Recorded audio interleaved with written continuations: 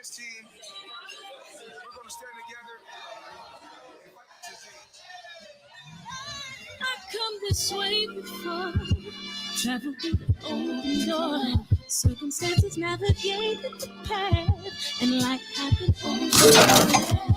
No, they got lonely. Sometimes you see, I know we couldn't make it. Even when I'm off beat, I still land on my feet, and nothing can shake me, cause I know I took a hold. I never. This is where I am destined to be. I'm not ready to give up. No. I believe in the miracle of life. Life's a break for no rehearsal. Learn quickly, they'll come for your role. Games can play, can't take it personal. Cause the devil is a liar. Telling you the truth, it's all in what you do, some things you gotta do, It's fight for millions, take a second, see the blessing in it. But much expected, much is given. One that made the living, now I'm giving back to children. Never let the power come first before your happiness, yes. You can be the best if you go the distance. Mix a little sweat with your persistence. You know that the best things are never instant. Just shine up, let them see your brilliance. Get up, open up your eyes now. It's the moment of truth. No backing down. We're bringing it tonight. Oh, for the children, it's a given. You gotta give it, be a blessing. This my personal statement. Run the game like I'm ASICs. Learn and develop patience, determined to be the greatest. Yeah, bobbing and weaving, they changing up like the seasons. Indigenous to the grind, so I do it for all my people. Jabbing the competition, back up against the ropes. You fighting for recognition. I'm fighting just to promote equality where we lack it. Or cancer slowing our road. I'm confident we'll make it. We focus on common goals. Yeah. Give back, give love, give something away. Never give up, stand tall to fight another day. 2 toes, 2 feet, I stand on the ground. I'm going back soon and fight this final round. Life's a break for no rehearsal. Learn quickly, they'll come for your role. Can't get play, can't take it personal. Cause the devil is a lie. It's all in what you do. Hey.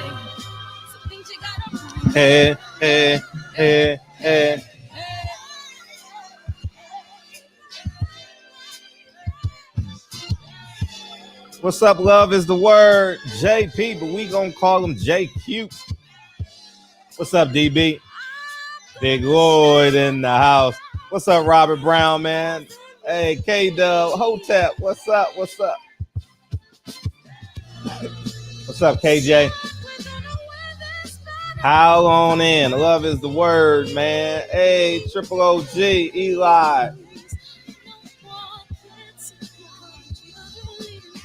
Jeff Smith, Eli. Was it Big Dog? What's up, Kevin Brower? Appreciate you, man. Oh, shit. All right, shit. How we gonna pronounce that shit? All right. Parochua. DB can pronounce that shit.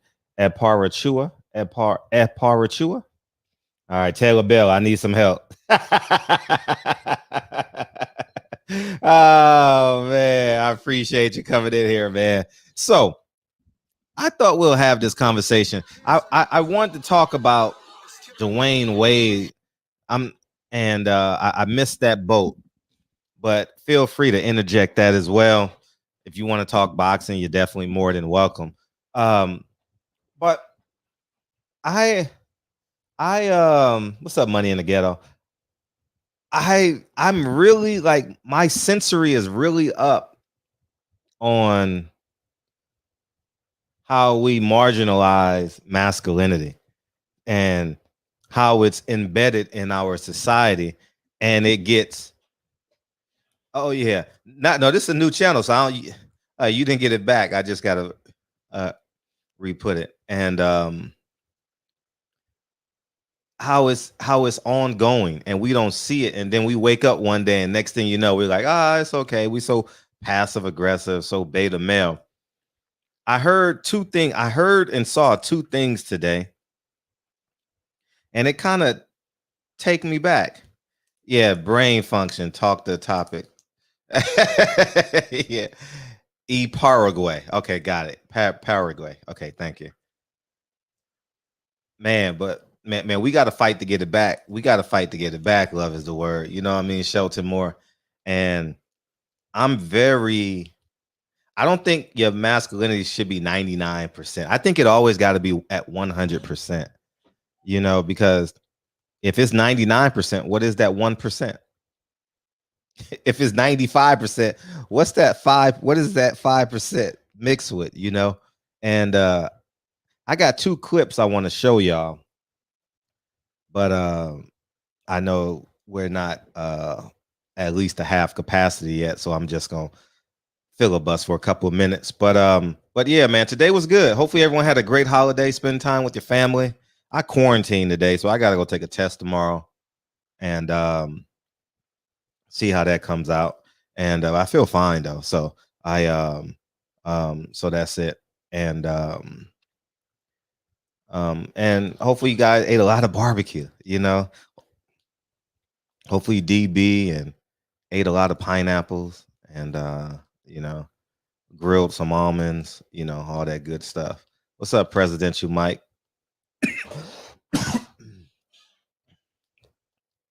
But I'm really anxious to have this conversation.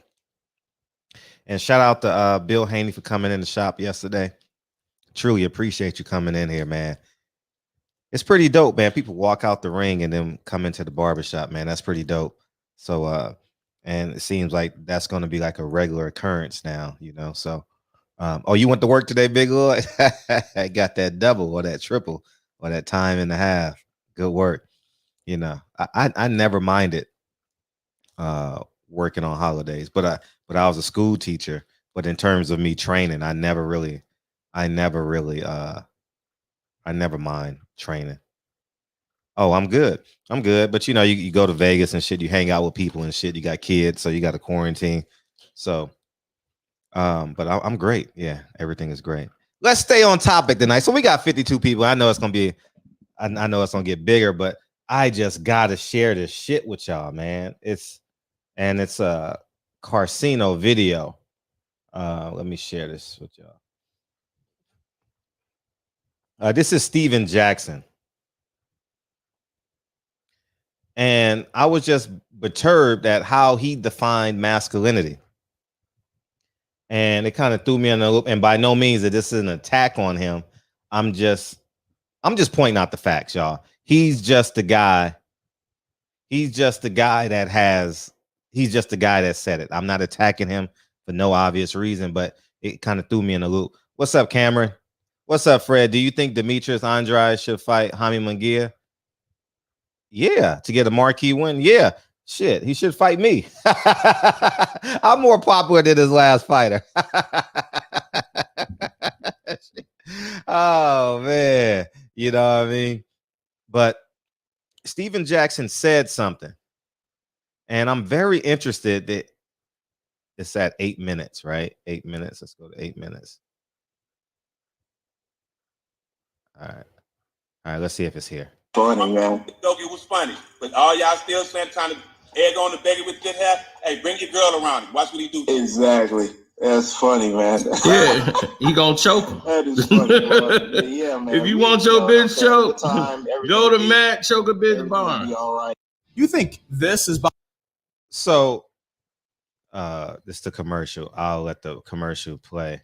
But what he said, well, I think he doubles for anything with I think he doubles down on it. And then you know, you gonna be in her mascara next year, you know what I'm saying? Between outside of Kwame, and I ain't talking about Kwame, but all the fans that's joking with the Becky with the good hair, that same person y'all talking about will take every last one of y'all women. I bet exactly. I bet you all y'all women following Matt, liking his pictures. Yeah. You know what I'm saying? Wishing they was with Matt. So y'all stop it. That's funny, man. It was funny, but all y'all still trying to me, that's weirdo shit. To me, I think that's weirdo shit because for one, you're calling a man pretty. You know what I mean? You're calling a man pretty.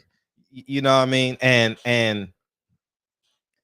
yeah, that was Carcino in the background. My take on that portion is I don't understand how he's defining masculinity. Masculinity is taking another man's girl. And that's the machine, dog. That's this purpose. That's how they perpetrate us, man. That's how they infiltrate us, man. And the dude on the phone is like, yeah. If I was on the phone, man, nah, we ain't about to take no man's girl, man. Like the fact that he called the man pretty enough to take your girl is disgusting to me.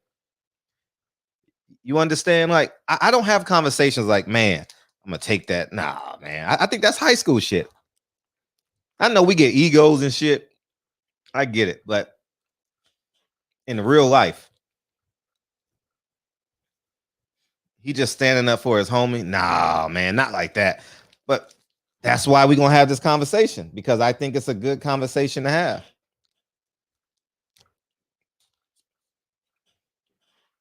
He was talking about Fisher taking his girl. But he said this wasn't directed at Kwame. It was directed at all the fans. He said Matt Barnes will take your girl because they're in his comment section. I don't know. I don't. Maybe I'm too overprotective of masculinity, and maybe I have 2 kids, so I'm really, really afraid, to let them go. But this man is the same age as me. I think he came out in Kobe's draft, right? So I'm 1 year older than him. Man, let's talk about this shit, man. And I'll play the Kevin Samuel shit. Actually, I'll play the Kevin Samuel thing right now, so we can just lump them all together. I think all this shit is manufactured, man. I'm just gonna say this. I think all this is manufactured. Listen to this. You got a big dick? Huh? You have a big dick? I mean, it's above average. I ain't no Ron Jeremy. No. I asked you if you had a big dick. I didn't say it was above average. I don't know what that is, really. Nigga, you know if you got a big dick or not. Stop the bullshit. Every dude know whether or not he got a big dick. I know I got a big dick. You don't know? I mean, you don't have a big dick. That's the point. You don't have a big dick. You don't have a big wallet. You a fat dude. And you got a lot of nerve thinking you should get choosing signals at 5'10" and 300 pounds making.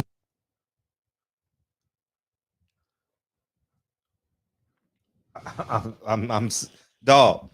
These are some of the most popular guys on social media. Shall we say social media? I think YouTube is the new TV. So I don't even think. I think YouTube is mainstream. It's just who you like. But this is 2021 masculinity. This man is in front of thousands. I'm not mad that they hustle. I want you guys to understand. If Jay-Z would have said this shit, Jay-Z would be the example. Okay. They just said it.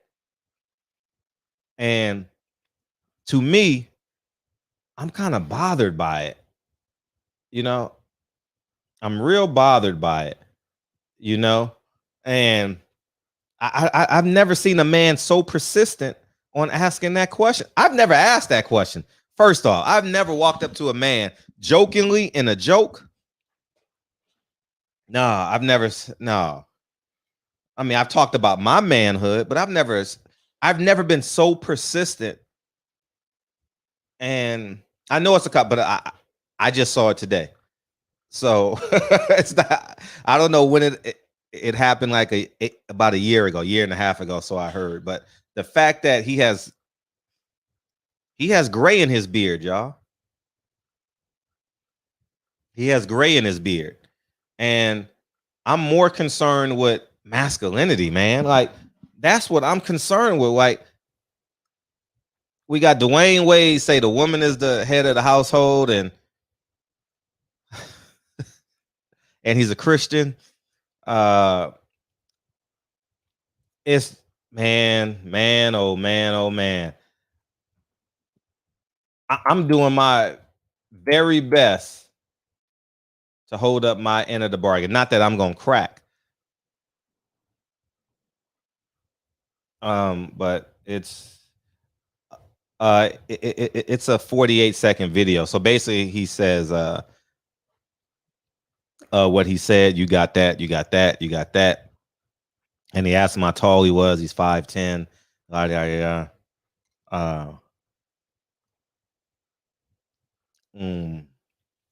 Okay, it may be a longer version. Let me check for y'all. It's a 2-minute and 6 version. Let's see. I've never seen this clip though. You're not the dominant alpha male or the super select guy. Okay, this maybe. All right, here you go.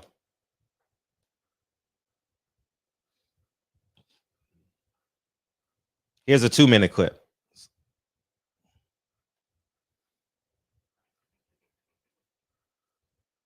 There you go. The only way you're going to end up becoming pre-select is by approaching women.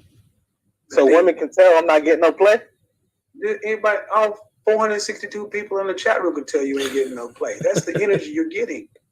Because you're a guy that said you don't think you should have to approach women. They should give you choosing signals. Where would you rank yourself on a scale from 1 to 10? How tall are you? I'm 5'10". 5'10". How much do you weigh? Uh-oh. I weigh about... To what? Depending on the day, between 280 to 285. So you're a fat fucker. Yeah. So you think a 5'10", almost 300-pound dude, how much money you make? Like 400 every 2 weeks. So you make 400 every 2 weeks. So you make 800 a month. You make less than $10,000 a year. Okay. How many 20-year-olds was him? Hold on.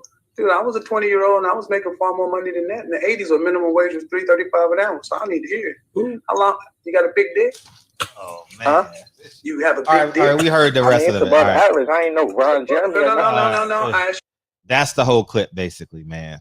And I think we're losing our way in terms of masculinity, dog. Like, I really think we're losing our way. I think society is conforming us to make us think that men should be having these type of conversations. I'm just being candidly honest. The phone lines are open, y'all. Like, they're conditioning us to make us say that's okay to have a conversation. And how y'all feel in the chat is how I felt listening to that. Remember, I told y'all a year ago, we got to get rid of those NBA young boys, man, because they grow up and be this. Man, I don't know. And the end of the clip is basically some of the same stuff. Basically, you can't get a woman. This is that. But he asked him about his manhood about 5 to 7 times. He was real persistent. And he wasn't persistent about the other question. Fred and DB, I love y'all, man. And this show. Yeah, I appreciate you, Taylor.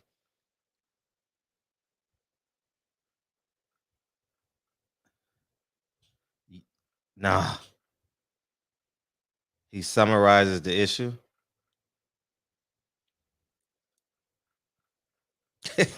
Man. Y'all call in. Please explain this to me. Maybe I'm reaching. Make it make sense to me.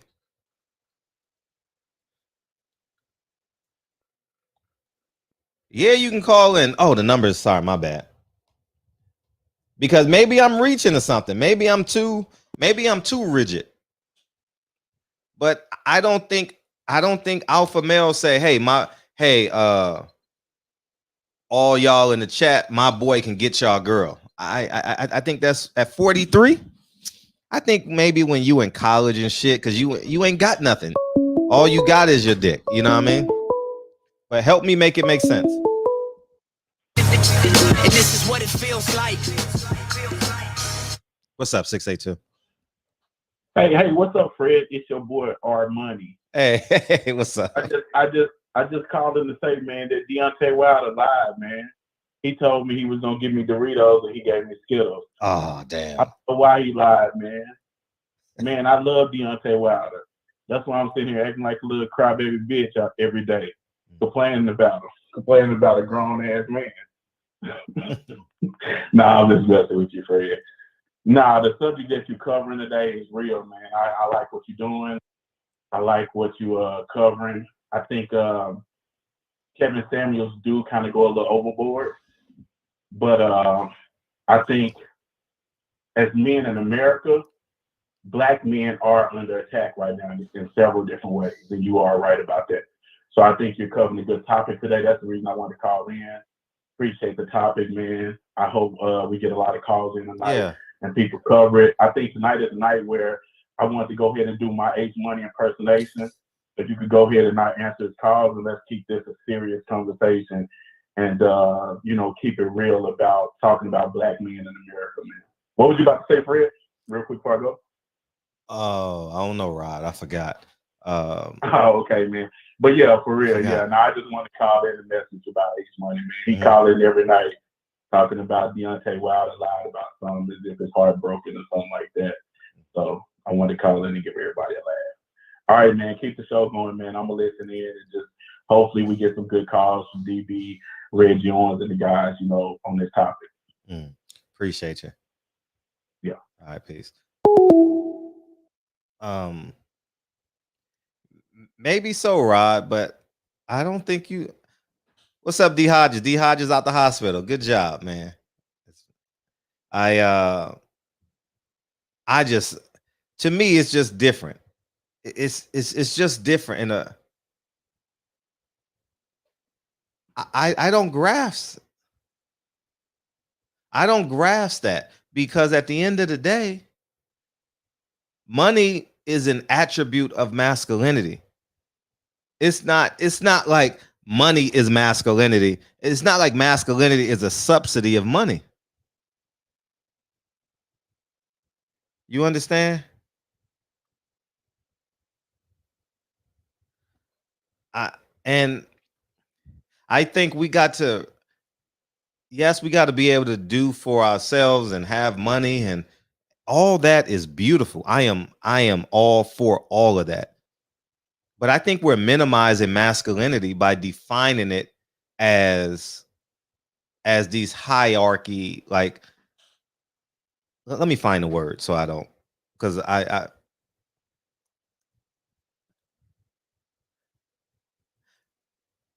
think masculinity is more than that. You understand? And I don't. All right, call him back in. Yeah, what's up? Hey, Fred, it's your boy 1-7 calling from Fort Worth. What's going on? Hey, not much. What you got? Hey, great topic. You know what I'm saying, for the show. Shout out to the chat and everybody in it. I just wanted to drop a little something, and then I'm going to dip out and see, what everybody got to say. I think masculinity is a multitude of things. You know what I mean? It can't be quantified in just one facet. And I believe you exude masculinity. I'm kind of like Presidential Mike. He made a pretty good statement. He said a man productive is masculinity, or a productive man shows masculinity. And I mean, being productive in all facets. I mean, around the home. I mean, with the family, with the kids. It's not necessarily strength. Money don't make the man. It's your morals. And that all starts from the beginning, Fred. And we watch you do that with your kids. You know what I'm saying? I salute you for that too. You put that in the show as well the good topics and the calf and all the stuff that we do. We get to see that too. So you show us strength and masculinity as well all the time, when you don't know it. And that's the thing. You know what I'm saying? The silent strength and masculinity. And I think right before I go, I think you and DB will be able to cook on this good. Yeah. I feel like the Black men being removed out of the home has confused us. And I also think having our history taken from us and being emasculated in front of our people for so long has really muddied the waters when it comes to masculinity, and we have very few examples. Right.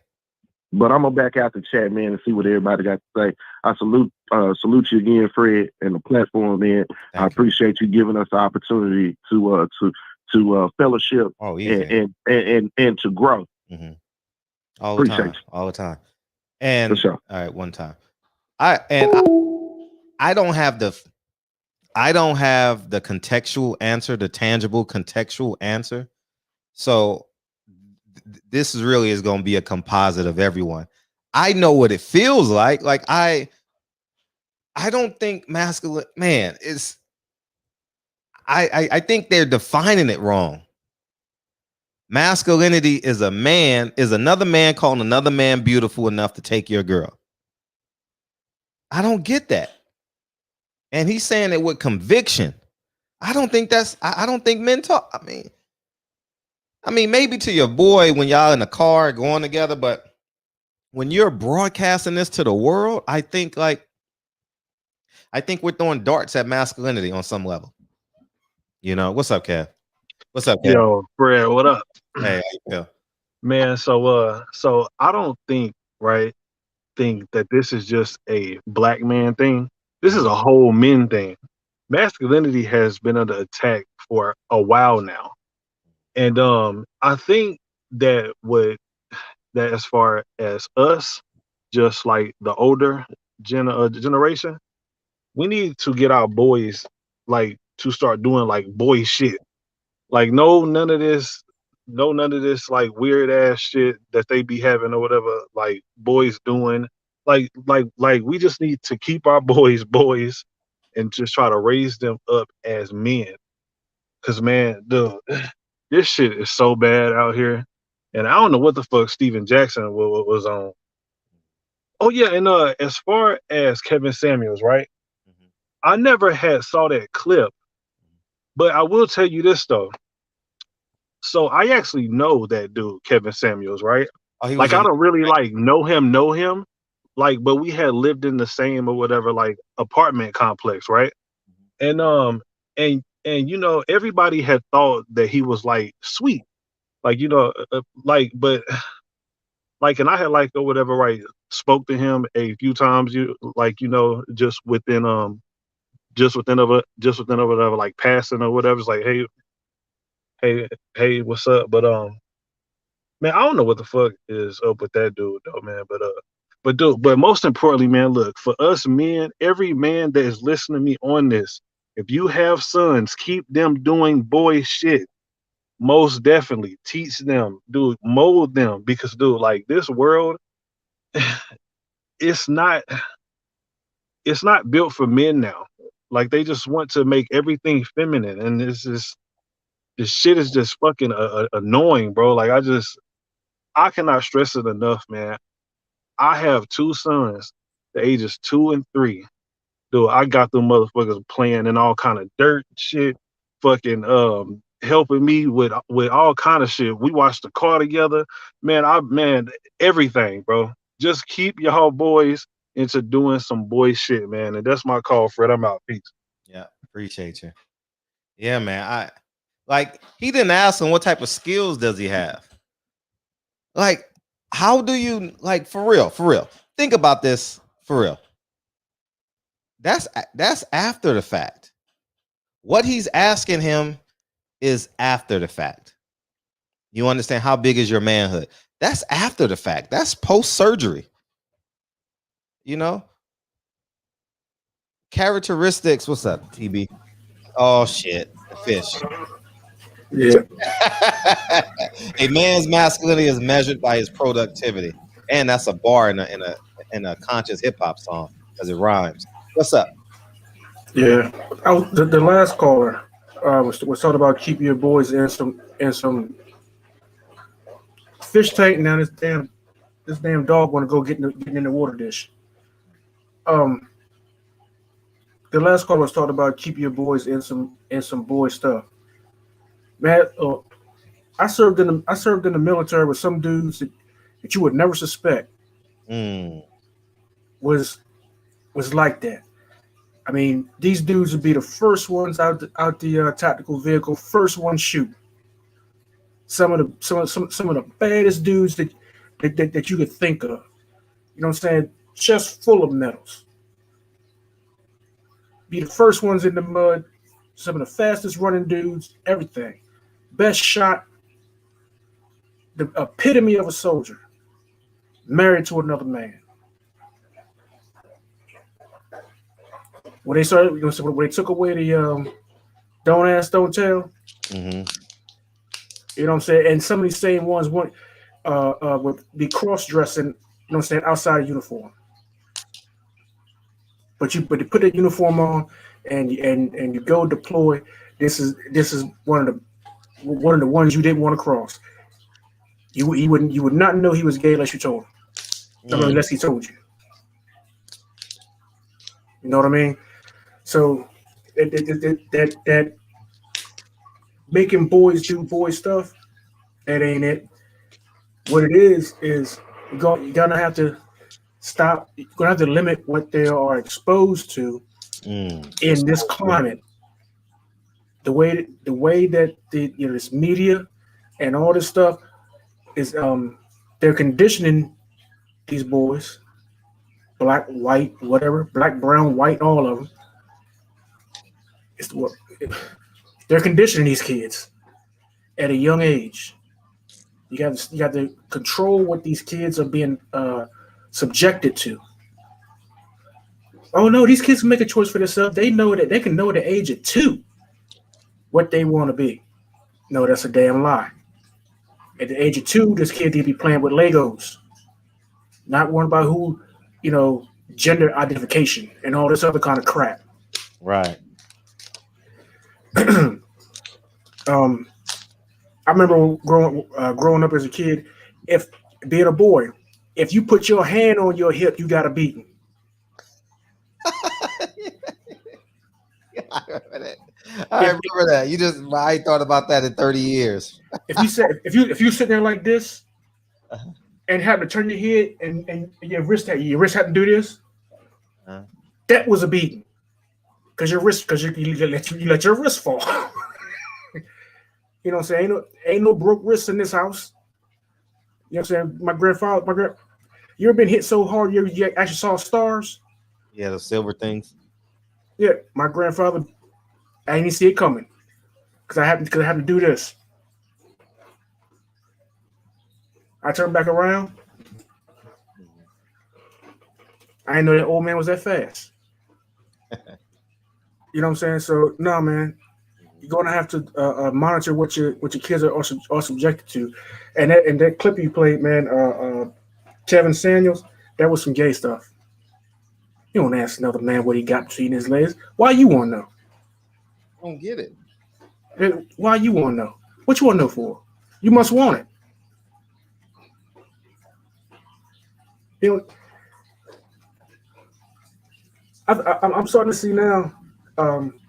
The guy, I think that guy is just trying to make his bones off of controversy by bringing people on there and insulting them. But I think with that particular one, he made himself look sus. You bring the sisters on there, and I think he had a lot of us being like, okay, well, yeah, he telling the truth. But we got to look at it like really, he's insulting these sisters. There might be some truth in it, but he's insulting these sisters. But there's truth in it, but he's still insulting them. And then he called his brother so he's a fat fuck. Now, yeah, $800 every 2 weeks in this situation. I mean, in this time of day, he should have asked the guy, well, why are you in this situation? Like you said, do you have any skills? Mm-hmm. Are you in a rut right now?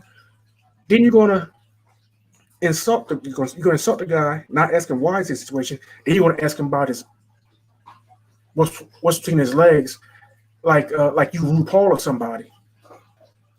And then if he gave a substandard answer, then what the hell was you gonna say? Oh, so you fat and you.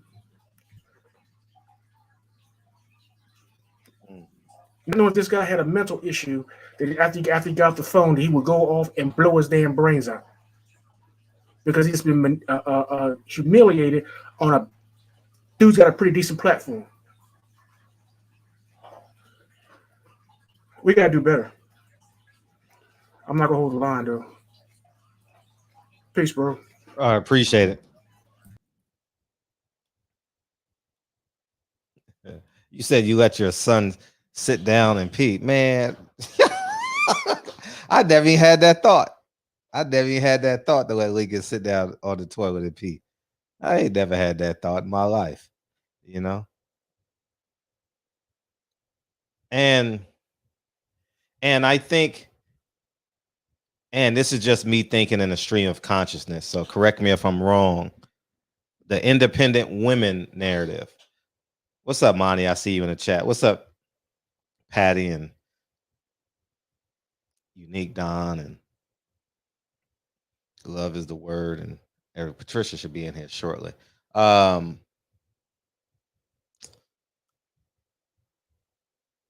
independent narrative that separates estrogen from testosterone, and then and that leads to women. I've literally heard women in the street say, "Suck my dick," and I ignore it because I'm not getting in people's business. But I'm like, this is the nation that we're building, and this ain't subjective to black. I'm not talking about just black people. If I just hear this shit, and it just amazes me. A woman tells a man to suck her dick. I'm like, what? Man. Young Malcolm, I'm the leader of the movement. What's up, 909? Hi, I just wanted to make a comment. Yes. I just feel like everything is backward nowadays. And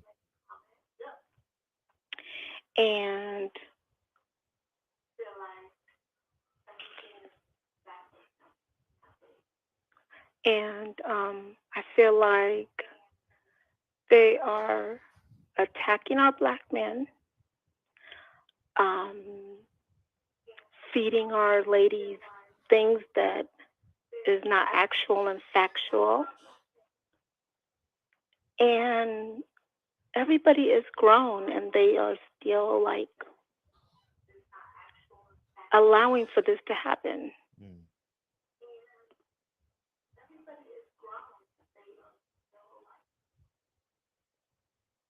And I don't understand it.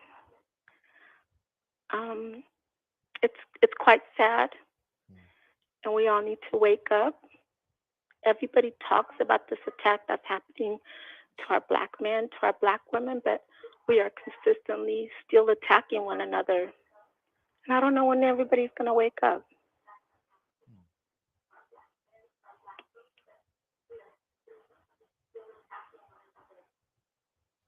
I believe healthy conversations like this is a great a great asset. Like our man is our man. They are the head of the household. And when the woman could Oh, you gotta no, just listen to the phone. That's what it is. Just listen to the phone and we'll be good.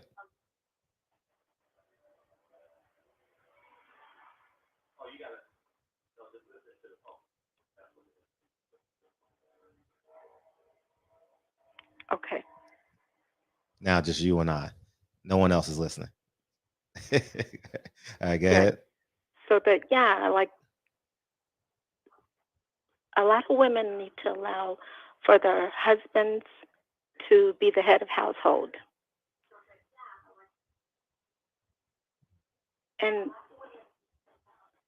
they just are not naturally allowing the natural process of what a woman's role is and what a man's role is. I need to get back to that. And I think we'll be fine once we tap into that. We are all out of order. Sometimes the man is out of order. Sometimes the woman is out of order. And we just need to get back to the natural way of order.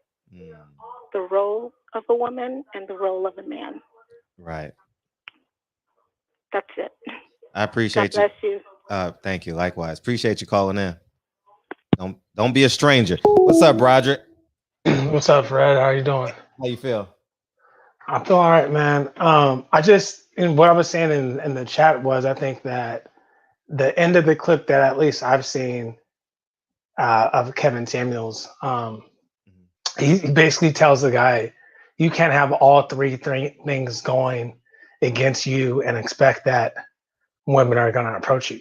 So I agree with you that it's odd behavior for one man to ask another man the size of his manhood, but I think that the caller was a 20-year-old virgin who was too afraid to talk to or approach women, and Kevin was asking him like, all right, what's your I guess physical profile? Again, I wanted to ask him the size of the manhood, but I think that Kevin's point is that you can control. At the end of the call, he says essentially, you can't have all three things go against you, and you can control your weight and how much money you make.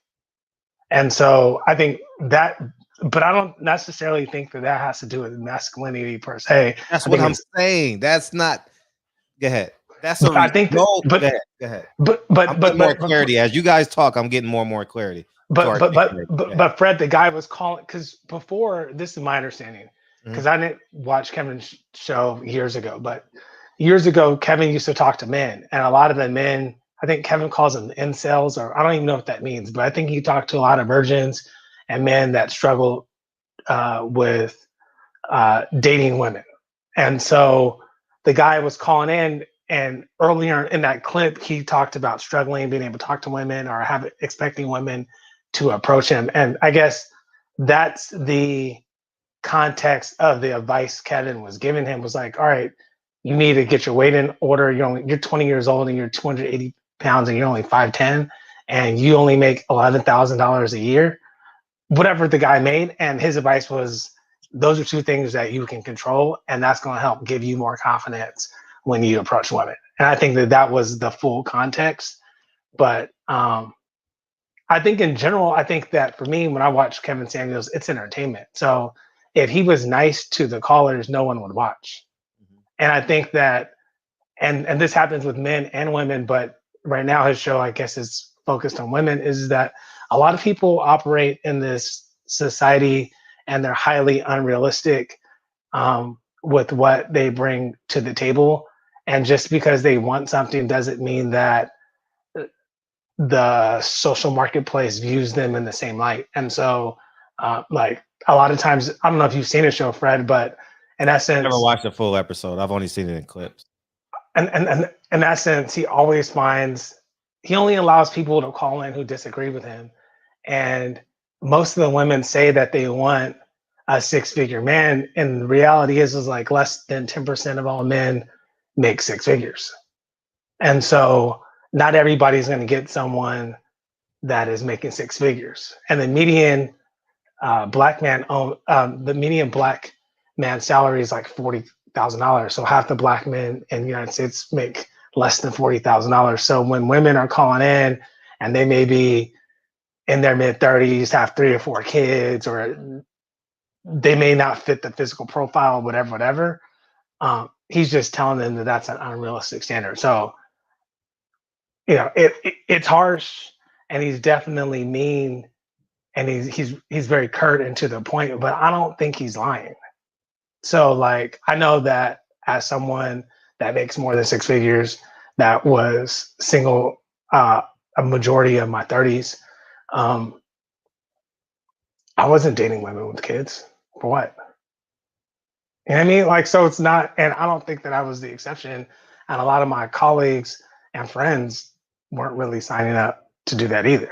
Now, some people ended up with women with kids, but it wasn't necessarily their goal. So I think that that's my perspective on Kevin Samuels. I think that the Steven Jackson thing is really weird. So I can't really, that's like really weird talk. Like, but I don't think that we should, and I've said this before, I don't think that Steven Jackson's a basketball player. So, I mean, you know, I get that. You know, But you know, I think that I think his show is entertaining, and I think that what I like about it is that I don't agree with a lot that he says, but he's providing a black male perspective, and we don't really hear that in the media. And a lot of times, people are like hyping themselves up, but it's not really what black men want.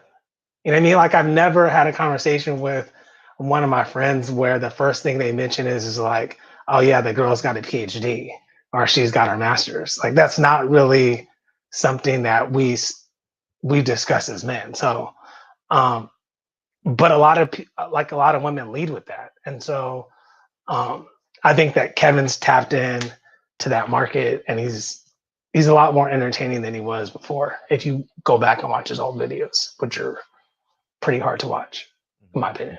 Okay. Okay. This is really dry, but now Yeah. he's like funny. He has drops. I mean, it's a little bit more of a production, but yeah. I'm not saying the whole person is a flawed human being. I'm just saying, if we are subjected to this and we are defining masculinity by asking a man 7 times, 5 to 7, how big is your manhood? It's not the person I'm talking about. I'm talking about that small snippet. It's more polarizing that he's obviously very popular. And you also have Steven Jackson, who says, I guarantee you, all those guys in the chat, Matt Barnes will take your girl. Huh? Right. And I don't think, like, if that is if those things are attributes of masculinity, we lost. It's not a safe place for our children. Right. And when because I hadn't seen the Steven Jackson clip before you played it, Mhm. I was expecting him to say that Matt Barnes is going to beat everybody, could beat everybody Me up. too. That's what I was I swear. He called the man pretty enough to take your girl. I'm like, dog. I've never said those words. Yeah, you know what I mean? And so, I mean, I think that was just weird behavior. And I don't think that, and to be clear, I don't think that money or how you look physically define manhood. Right. But a man needs to be a leader, and you can't lead from the back. So if you're not bringing anything to the table in a traditional sense, which is traditionally the man providing, if you're unable to provide, that's going to impact your ability to lead and therefore be the man in your household, in my opinion.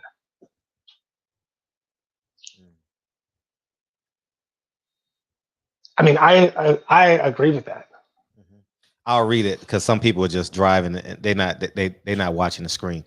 Patty Dean says, as a woman, I don't feel like I can define masculinity.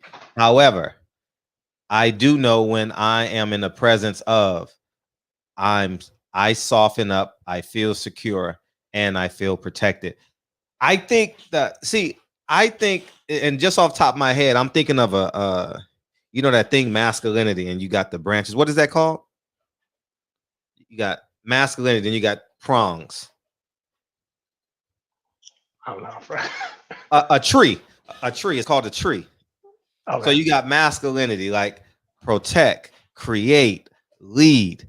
The third tier would be like the money, the physical, like the staying in shape or stuff like that. But I think you can't put money above knowing how to be confident, secure in yourself, because we have too many examples of rich men not happy, still in search of many. Right. Yes. Right. I mean, I agree with that, Fred. But at the same time, in terms of providing and protecting and making a woman or your family feel secure, that's definitely enhanced by your ability to make money.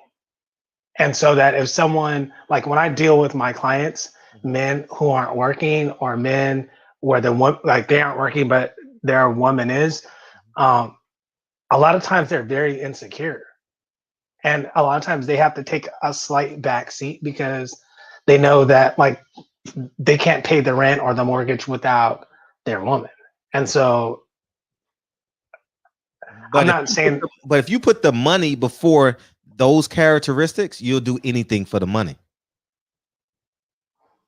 Right. So I think the characteristics gotta be after the money, like integrity, all that has to be before the money, because I'm sure all of us have made decisions like, fuck it, I'm just gonna sleep in the car.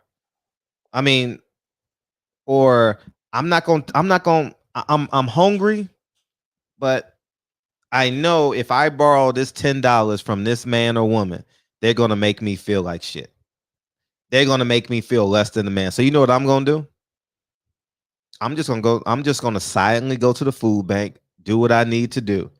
I think that's the part of the knowing that masculinity lasts the duration of your lifetime. You understand? It's not, I don't, and that's why you got straight men in jail saying they're not gay by having sex with men.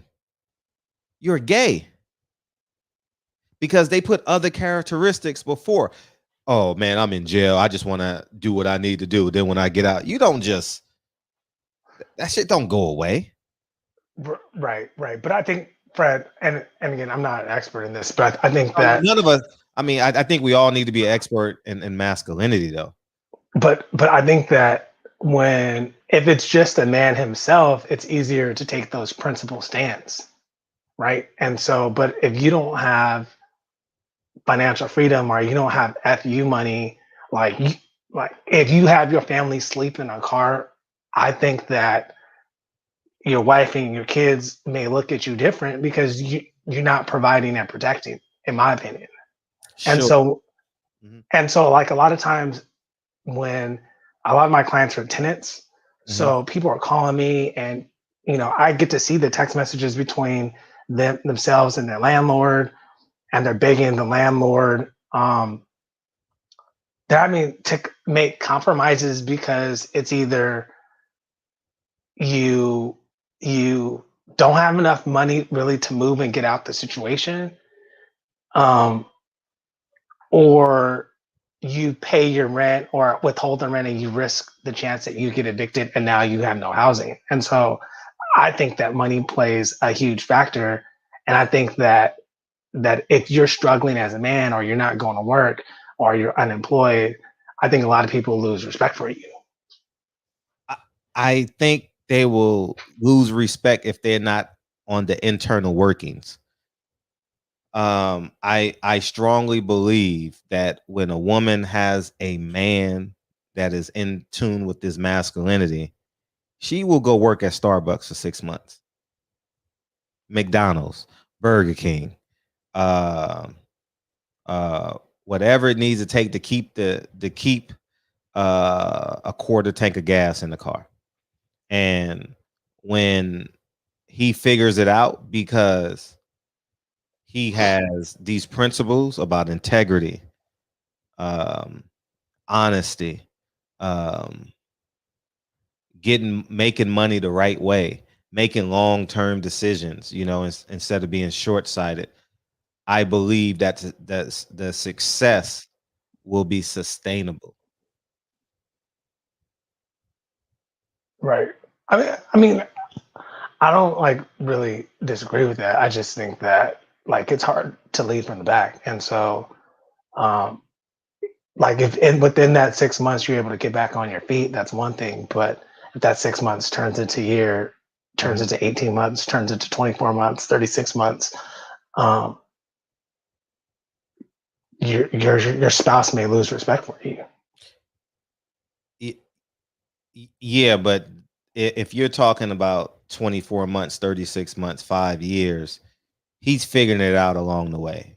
I don't think it's not like he's just playing PlayStation or But a lot of cats do though. See, I think I'm not as optimistic because I see it.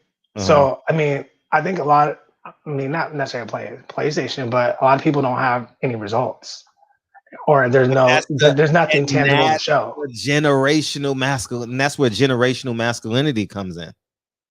That's why I think these conversations should not be repeated. And then when these conversations get repeated, you know what they look like when they go to a fight? Adrian Broner. Tight ass pants, platform shoes, ass hanging out. You understand what I'm saying? Right. I understand what you're saying. So these are like the weed smokers, the gateway drug, like 20 men co-signing another man, calling another man good, pretty, basically called him pretty because Becky with the good hair is a synonym from his perspective, a pretty boy. A pretty boy can take your girl. I'm baffled by that. Yeah. I'm baffled that we're having these conversations on public forums and we're not talking about like attributes of masculinity, and that bothers me long term. And I think it's just so important that we keep on edifying one another with masculine conversations, masculine things to do. And there's nothing wrong with being masculine. I think we've grown accustomed to men saying, I don't know. Say no, nigga. Say yes. Move, people. Move. Like, get it done. I think men are tiptoeing with they auditorially, physically, spiritually. We're tiptoeing. No, get it done. It's not about the perspective of results outside of your front door. I think masculinity is not really like understood. Like when a man goes shopping, he's considering buying jeans that are too tight and too short.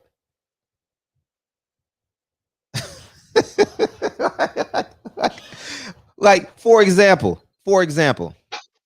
I see it all the time. I mean, when I say it all the time, men walking on the inside. I see it all the time, like men having full-blown conversations, like for real, men having full-blown, and this has happened to me, and a lot of times I like to excuse myself from conversations like this, like men having full-blown conversations, and they forget that they're with their woman. The woman starts drifting. Now she's 1 feet away. Now she's 2 feet away. Now she's 3 feet away. Now she got one knee bent, and I'm sitting there like, I'm just baffled by it. Like, or like the little kids and shit. Like for real, I'm gonna be I'm always candidly honest. Like 3 and 4 year old boys wearing Gucci so they can't get dirty.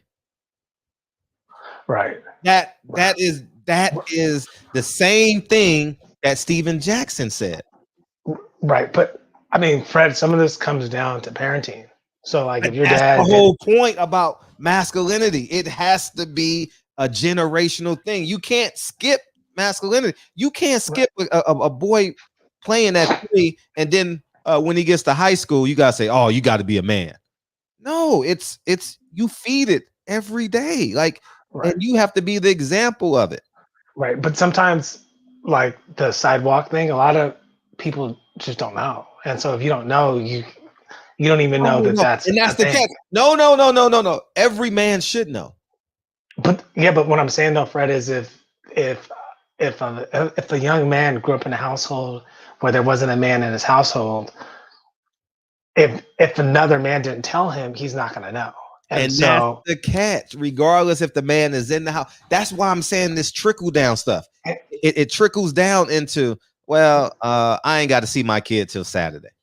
Huh? Right. You allowed a woman to pick your kid up 5 days a week? Right. It baffles me. Like, this stuff baffles me. Like, right. Like, But every man should know. These are the same way I know how to put envelope in a mailbox. You should know masculinity traits. Like, I don't understand it. Right, but Fred, but some of this is like generational. Like, I hired an assistant who he didn't know where a stamp went on an envelope. He did not know where this, because he never mailed anything. He paid his bills electronically. He sent emails. He had never really mailed anything, and he was young. He was fresh out of college. So some of that's generational. And in fairness, Fred, me and you are the same age. But I remember, like, my dad would be looking at us like, why are you wearing your pants so baggy? And so we look at the younger generation wearing their pants like super tight and still sagging them, which is like odd to me. But some of that is generational, because like I know that my dad and my uncle would get on us for wearing like baggy clothes, or I think I might be a size, like a waist 32. Sometimes I'd buy a 40 and put a belt on it and, try to work that shit out. So I think that some of that is generational, Fred. And while me and you have aged out of that generation, they're young. So I don't really fault them for that. I think the Gucci thing, again, that comes down to parenting. And so it's like, what values are you teaching your kid? I think that Future gave one of his kids a Rolex, which is stupid. Like, you know what I mean? It's just dumb. I think his son, his name was Future. I think he was 5 or 6, and he gave him a Rolex. I just couldn't even imagine giving my child something so expensive at 5 or 6. But those are my thoughts, Fred. I want to get back in the chat. I want to hold up the line. Appreciate you. I appreciate Thanks, Broderick. And go subscribe to Broderick's channel, man. I'm just saying, buy your kid whatever you want. But if you're infringing upon their natural development, listen, I'm not buying Lincoln shoes and say, don't play in these shoes. My mom used to say, oh, those are your school shoes. I don't get it. I got you in a second, T, but let me get this call. And this is what it feels like.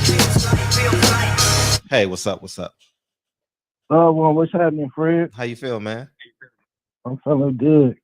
But yeah, just touching bases, I think everybody has valid points. Sure. I think as a society we've become it is an attack on masculinity out here. You know what I'm saying? It's crazy. And I think you hit it when what did you say? Girls saying suck my dick. That should be the craziest thing.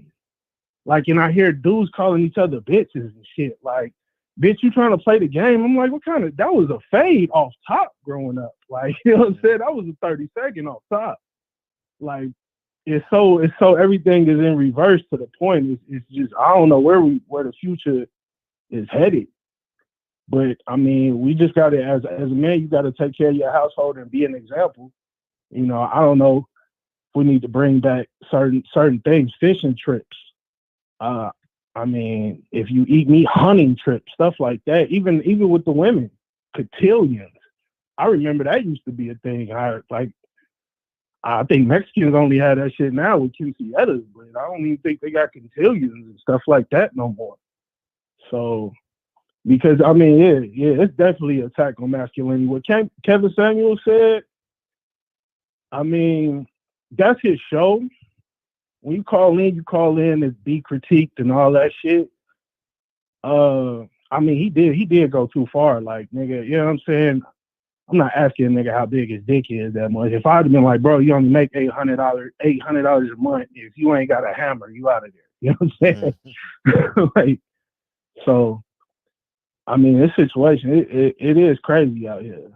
But it's definitely, we definitely got to be on point, raise our sons right, spend time with our sons, talk to our sons, and really get to the point where, you know what I'm saying, we're going back and forth and having a conversation how to deal with women, how to deal with bills and stuff like that when they get to that age. I mean, what was it? 20-year-old rapper just killed himself because his girl cheated on him. And I checked all his music. All his music was about killing niggas, and this, that, and the third. It's like, so all you knew how to do was kill niggas, but you didn't know how to control your woman or you know what I'm saying, or handle your woman. So, you know, I'm 20 years old, he ends up killing himself, and this girl's still out here doing dicks or whatever. So it's like, what's the point? But yeah. I mean, I like the subject matter. I like where everything, the conversation that we having. I didn't see what I didn't hear the full thing about what I'm gonna replay it. It's 10 o'clock. I'm gonna replay it as soon as you hang up, and then we got Steven Jackson. Yeah, I'm gonna replay it right now. I didn't hear what he said. You see what Kevin Garnett said about Kyrie? No, what'd he say? Well, you know, somebody threw a bottle at him, right? But I guess beforehand, Kyrie stepped on their logo and like rubbed his feet. So Kevin Garnett said something about that's unacceptable and we both got to do better. I mean, dude threw a bottle at him. That's physical harm to a human being. Fuck that logo. You know what I'm saying? Who's he working for? Who's Kevin Garnett working for? I don't know. Who is he working for? That may be the answer to. I mean, I'm gonna say this: if you're a man, respond like a man. That's the only way to go at it, man. Respond like an intelligent, articulate man. Think the finish line. You know what I mean? Like, it ain't always with these. All right, just respond. Oh yeah, somebody said he worked for TNT. There we go. So. There we go. Yeah, there we go. That's the answer. Yeah. That's the first thing I say. When a man say something off base, I'll be like, who he work for? Who he work for? Sense, you know what I'm saying? Who he work for? Yeah, you know. So yeah, for sure. So I mean, like how the fuck do you justify somebody throwing an object at you because you stepped on a logo? Like, it's fucking crazy. Yeah, and he did it for personal reasons. Right. You know, but like, not to change the subject of the conversation, but yeah, that's crazy. I'm actually gonna look that up when the show ends. All right, but yeah, I'm back in the chat. Salute to everybody. Salute to you, DB. And what's up with the Wilder fight thing? What we doing? Hit my DM. I don't know, man. I don't know. All right, peace. All right, I'm glad y'all love this conversation, man, because I am perturbed. We got Monty. Oh, we got a Monty sighting. I'm gonna do a reset. I'm gonna do a reset of the videos, and then I'll because I know some people came in before. Okay, let's do this. So give me a second so we can do a reset. Steven Jackson. Here's what Steven Jackson said at 7. Okay. For me, like, even when he said Becky with good hair, it was funny. To me, it was funny. But I would say this. Everybody outside of Kwame, and I ain't talking about Kwame, but all the fans that's joking with the Becky with the good hair, that same person y'all talking about would take every last one of y'all women. I bet you all y'all women following Matt, liking his pictures. You know what I'm wishing they was with Matt. So y'all stop it. That's funny, man. All right, that's one. And I'm gonna go to the next one. I'm gonna share another one. Just so we all on the same page. And y'all can go anywhere y'all want with it, okay? All right. Cover your ears. This ain't PG-13. This is rated like, what's this shit rated? I don't know. We'll see. Oh, no, that's not it. My bus. That ain't it. It's this one. If you had a big dick, I didn't say it was a brother select guy. The only way you're going to end up becoming pre-select is by approaching women. So women can tell I'm not getting no play? Anybody, all 462 people in the chat room could tell you ain't getting no play. That's the energy you're getting. Because you're a guy that said you don't think you should have to approach women. They should give you choosing signals. Where would you rank yourself on a scale from 1 to 10? How tall are you? I'm 5'10". 5'10". How much do you weigh? Uh-oh.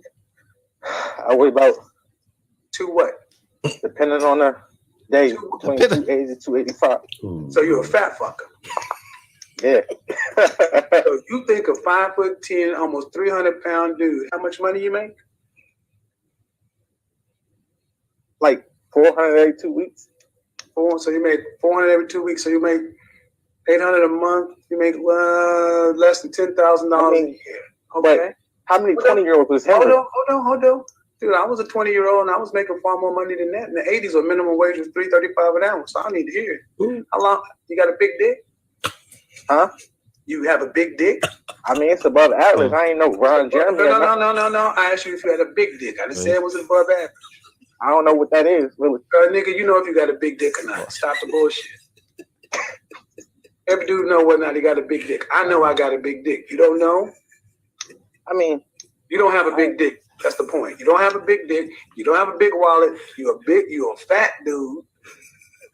And you got a lot of nerve thinking you should get choosing singles at 5'10" and 300 pounds, making less than a. All right, 8 times. 8 times. All right. There you have it.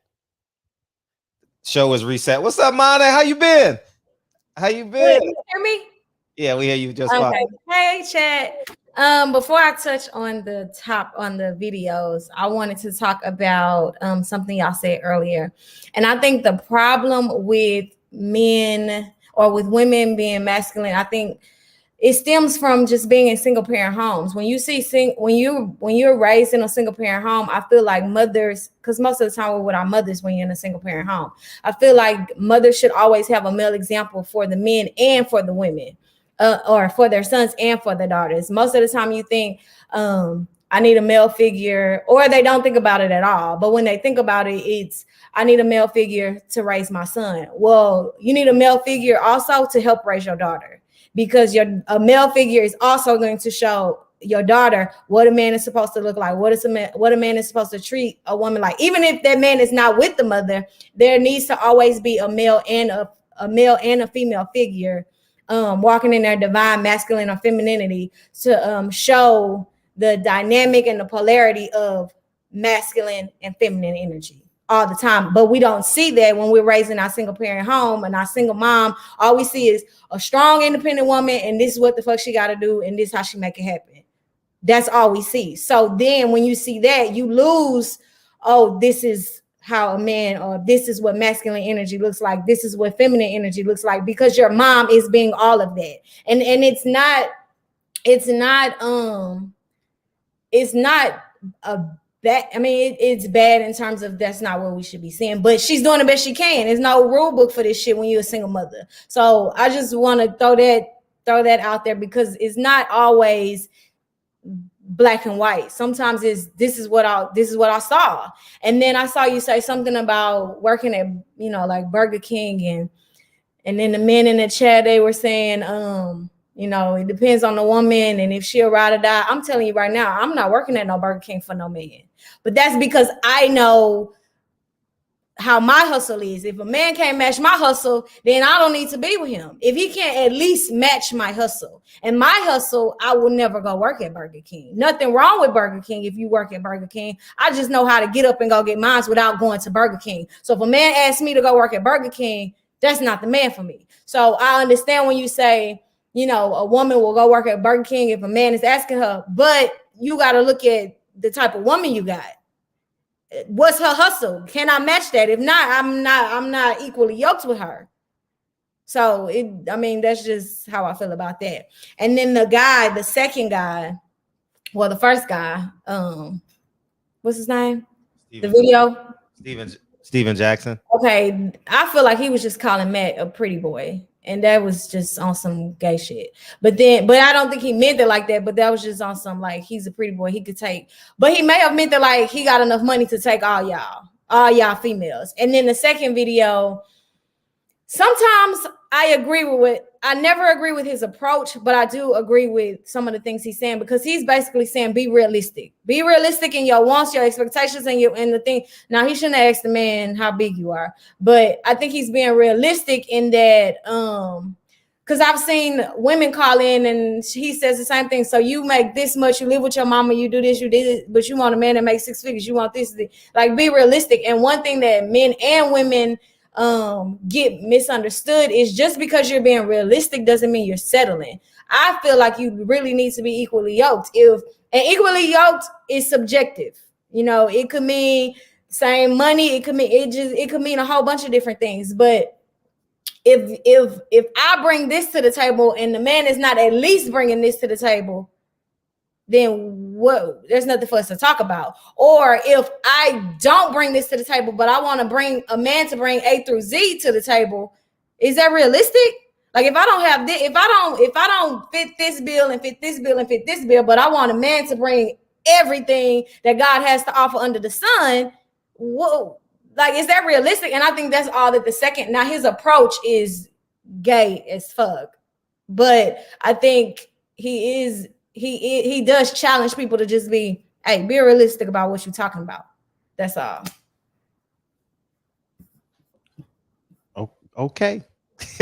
How's everything? Everything good? Everything is great. Okay. I miss you guys. Oh, welcome back. Right. We gotta see you at Murray Park. We gotta see you, PPD and DB. Murray Park, maybe this weekend. Sunday. Yeah, maybe this weekend. Okay, for sure. All right. Y'all have a good night. I'm in set. All right, thank you. All right, we got Reggie Owens, TBA. Then I'll get you in a second. All right. What's up, Reg? What's up, man? Great shit, man. And I'm glad everybody's stuck on the goddamn topic tonight. We showing we got brain function in this motherfucker. But when it comes down to this masculinity thing and everything else related to how men behave in society, and as well as women, because you brought the topic about women who speak like men, who speak with more of this kind of mannish, what we view as dykish type mindsets and behavior. And a lot of this comes from it. And a lot of times we got to stop putting shit about, we like to pass the excuses along rather than owning up to shit, because there's a lot of this homosexuality in our community that our community does about as well. It's a lot of homosexual shit in our communities. There's a lot of shit that men don't check up on when watching these young kids. Sometimes supervision of kids is a must, and also what kind of men are out there in the community to groom them, because we got a lot of adults in our societies that prey upon dudes.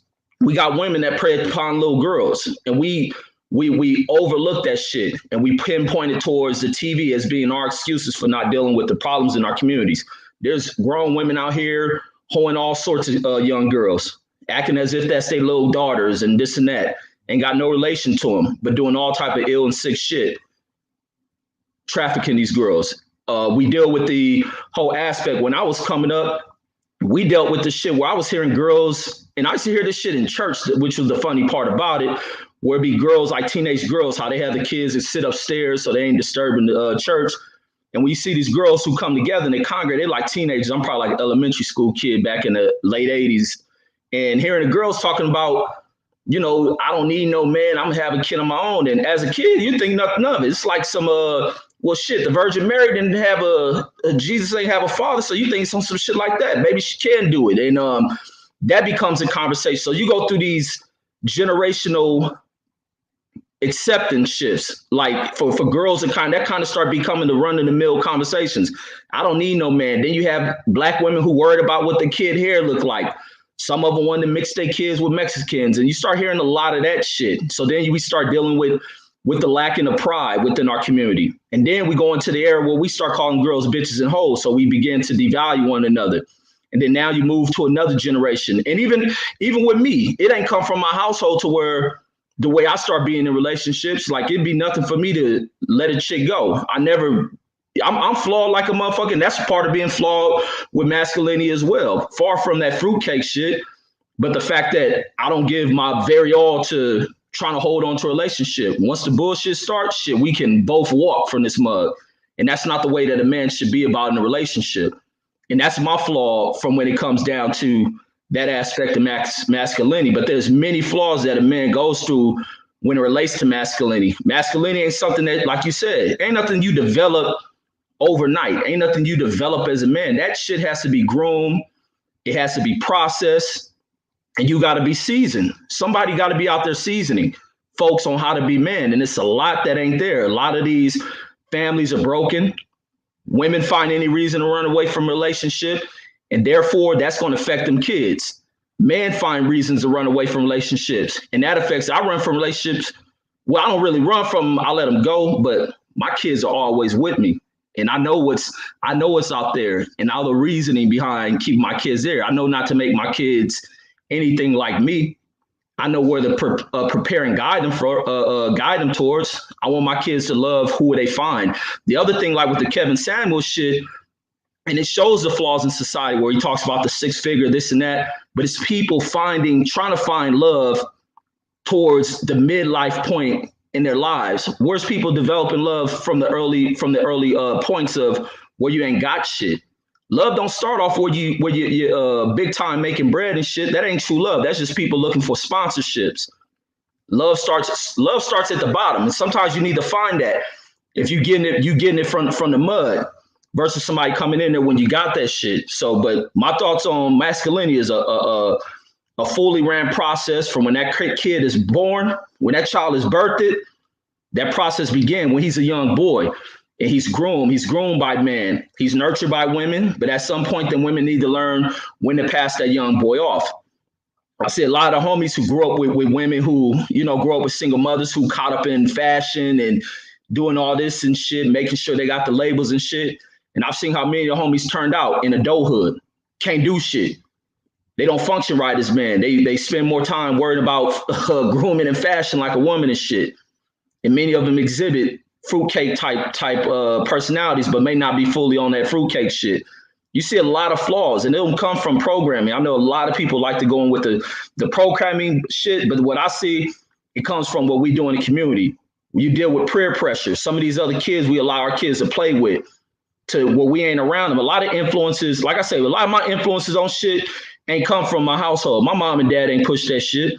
I was learning a lot of shit from other motherfuckers, promiscuous motherfuckers in my neighborhood, hearing that type of shit, hearing that kind of talk. Where I'm a young kid, I always remember in elementary school, when girls first growing them little nubby ass titties, I'm looking down their shirts, humping on them in line, doing shit like that, looking down because it's the type of shit I'm hearing.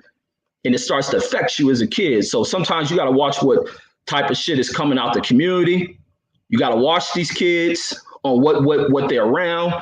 Even letting kids, I don't bind to letting your kids spend the night anywhere, because a bunch of dudes who you don't know what the fuck they do. Touchy feely shit, just weird shit. And you always hear the stories as people get older and talk about what they had happen to them as younger kids. You gotta be mindful and observant of everything that pops off with these kids, because it's gonna affect them going into adulthood. I know folks who've been affected by, you think they'll turn out like cool motherfuckers, getting pussy from grown women when they're young teenagers. And as they get older, I know several older cats who talked about how it may have been one of their mama friends who gave them some pussy as a young kid. And as they get older, how fucked up they are behind that shit. A lot of these dudes turn out real fucked up behind, what you think is like, damn, you got something that early. And as they get older, because they can't control shit and it begins to affect them, it begins to take its negative impacts on them and shit. But that's my thoughts. That manhood shit is a continuous process. It's a continuous, and you got to watch it as a man and develop and groom folks. As much as I think I'm a masculine man, I'm flawed in many aspects of that shit. Because like I said, I don't do shit to fight for relationships like that. And it's part of upbringing and other shit. But you got to be mindful of that shit. But that's all I got, man. I'm going to free it up. But thank God motherfuckers sticking to the goddamn topic of the show. Salute. Peace, Fred. Appreciate it. Thank you, Reg. Thank you. Yes, sir. TBA, you ready?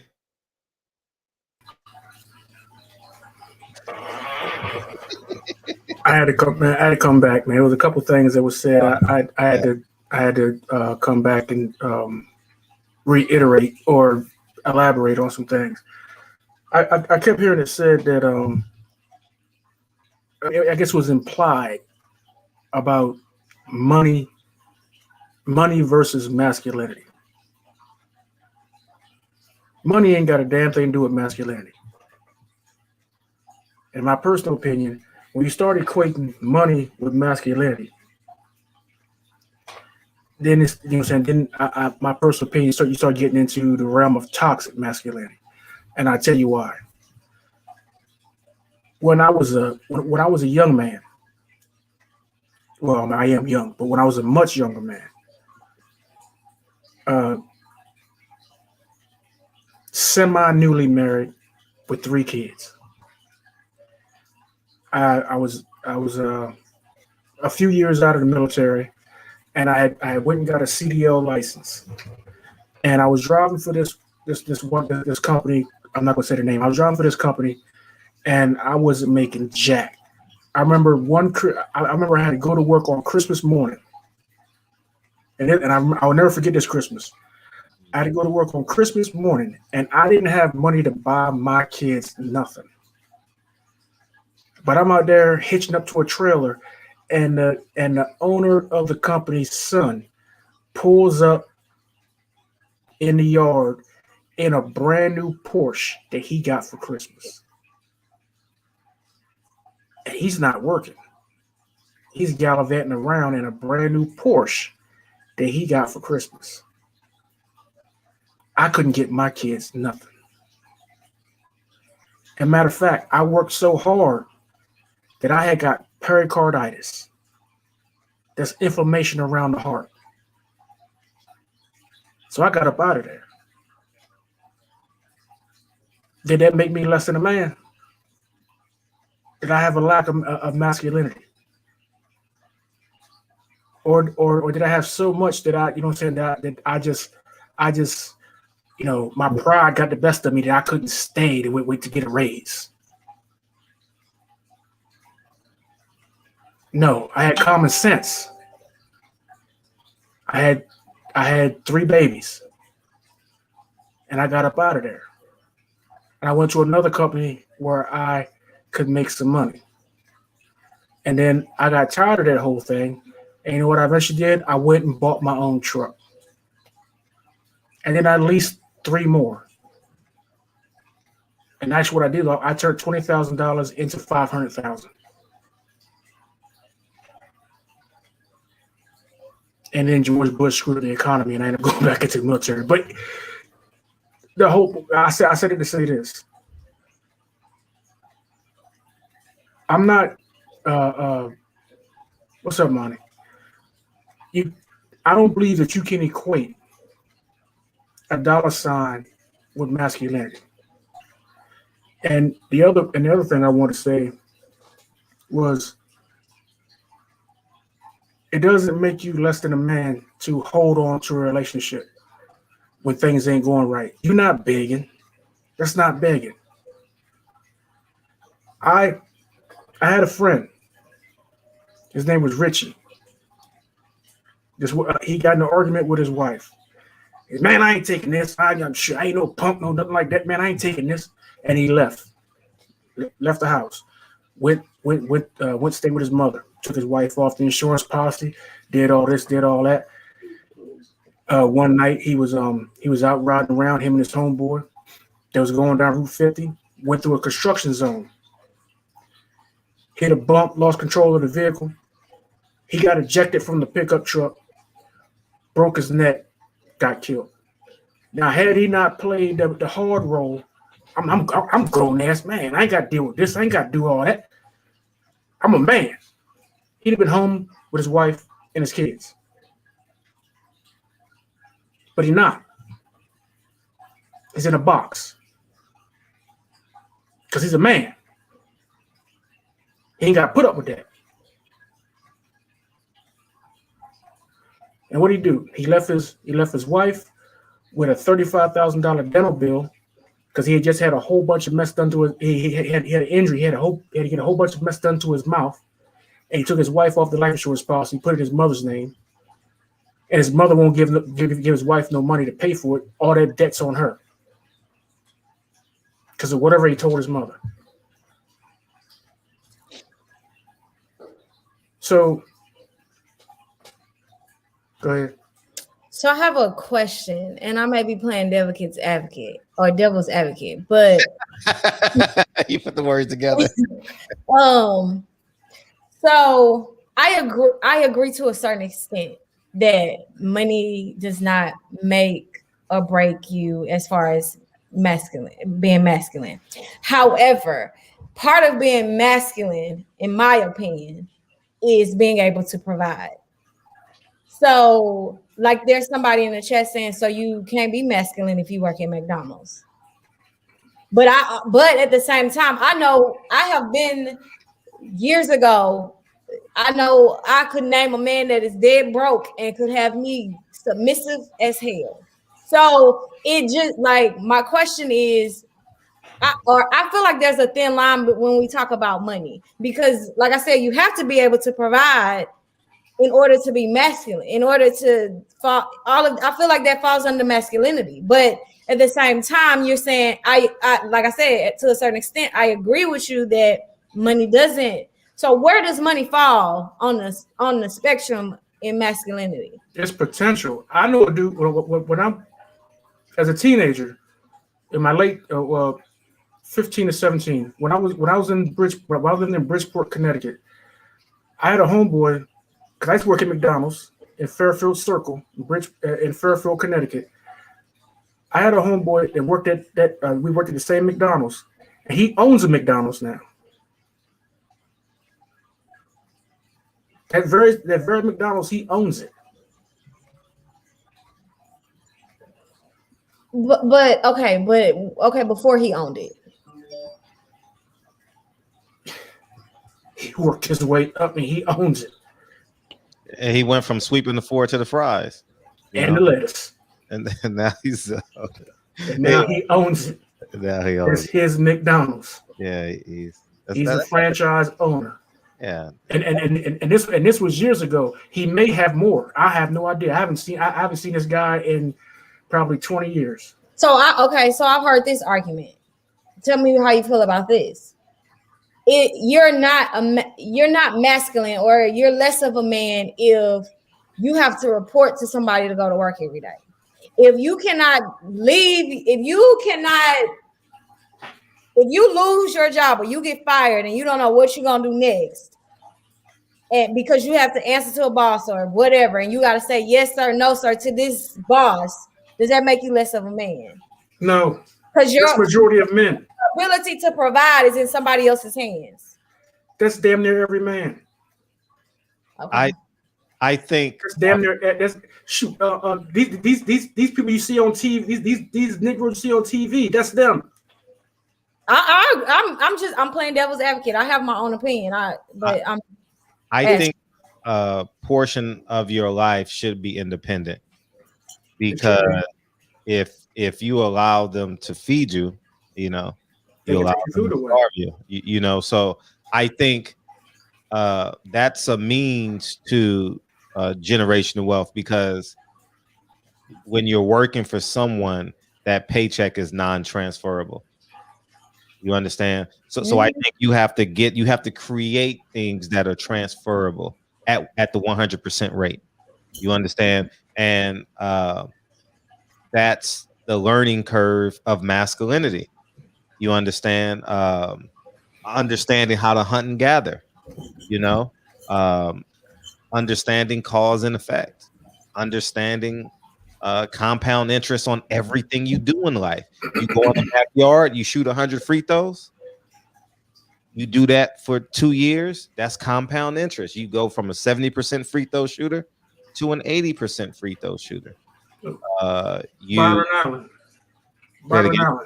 Byron Allen. Yes. He just went through all that lawsuit with Comcast. I don't know if he won or not, but he sued in order for them to allow him to use their platform, for him to be able to use their platforms, because they would not allow him to expand, because they have the majority of the platforms, and they would not allow him to be able to put his shows on their platforms. They were trying to keep him in a box. You know why? Because they said that we are not creating another Bob Johnson. They didn't want any more black networks. So he needed to go to them in order to expand his stuff. So even if he won that, and allow him to expand his networks. How many networks does he own? I don't know. It's a lot. I believe he lost that lawsuit. But even if he won and he got he got on, they could find an excuse to shut him down. So he wouldn't even. So even still, he wouldn't have. He would still have to go to somebody else to eat. Presidential Mike, your masculinity is in your productivity, the way you provide and protect your family. You can't be a so-called alpha male if you don't have resources. Yes, true. And that's what they say, 6 months. Resources. 6 months, 1 year savings, or you're preparing your offsprings to be independent, to have a level of independence, because you're 50 years old, and you got 13 years left. You're gonna finish out those 13 years, so. But when your resources also be connected to your networking, so it's not all, so even that's not all you. You're not completely independent when you talk about resources. Yeah, I mean, Titus the Titan. I didn't say that. I was asking a question. Just FYI. I don't think. You know what? This is how I personally feel when it comes to masculinity, because masculinity, and I'm saying be careful because it can go toxic real quick. Your masculinity can be a good thing, and it should be solely on the way the people around you feel, especially the woman that you with. She should feel safe and secure, and it should be an attraction of her to you, because you want to have kids, and if she don't feel that masculinity, you ain't getting none.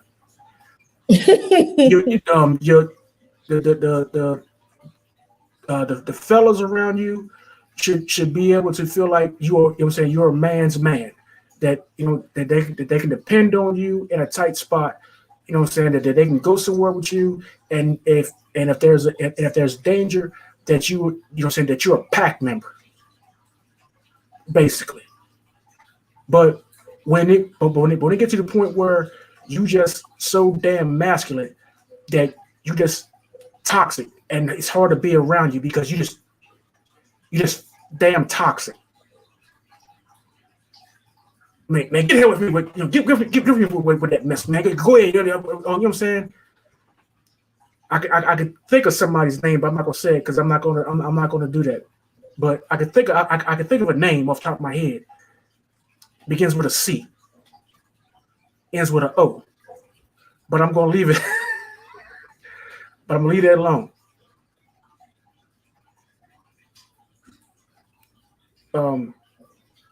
We all know what toxic masculinity looks like.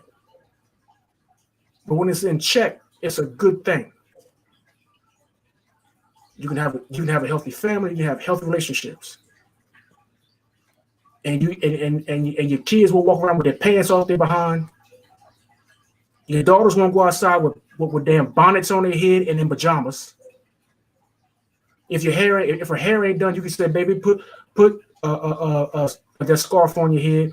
Put a nice little kente scarf on her head and go outside, and a pair of jeans, and go do what she gotta do and come back inside. She'll go outside with a damn bonnet on her head and some SpongeBob pajamas on,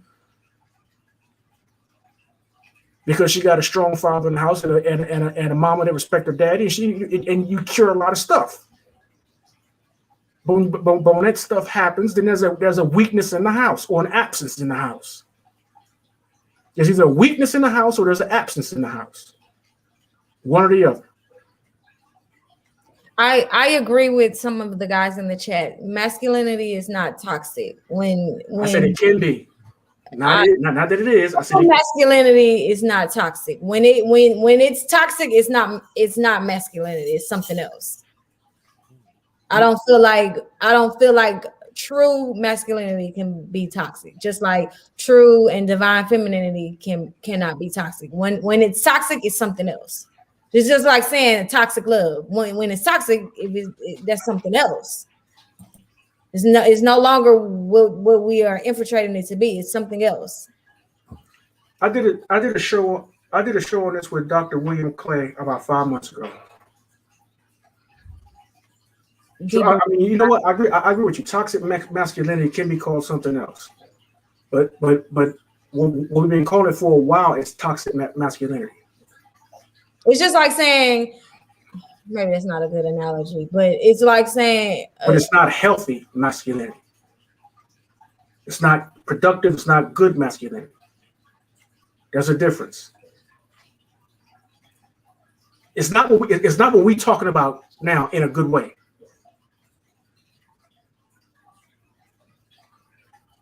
So you're right. It is something else.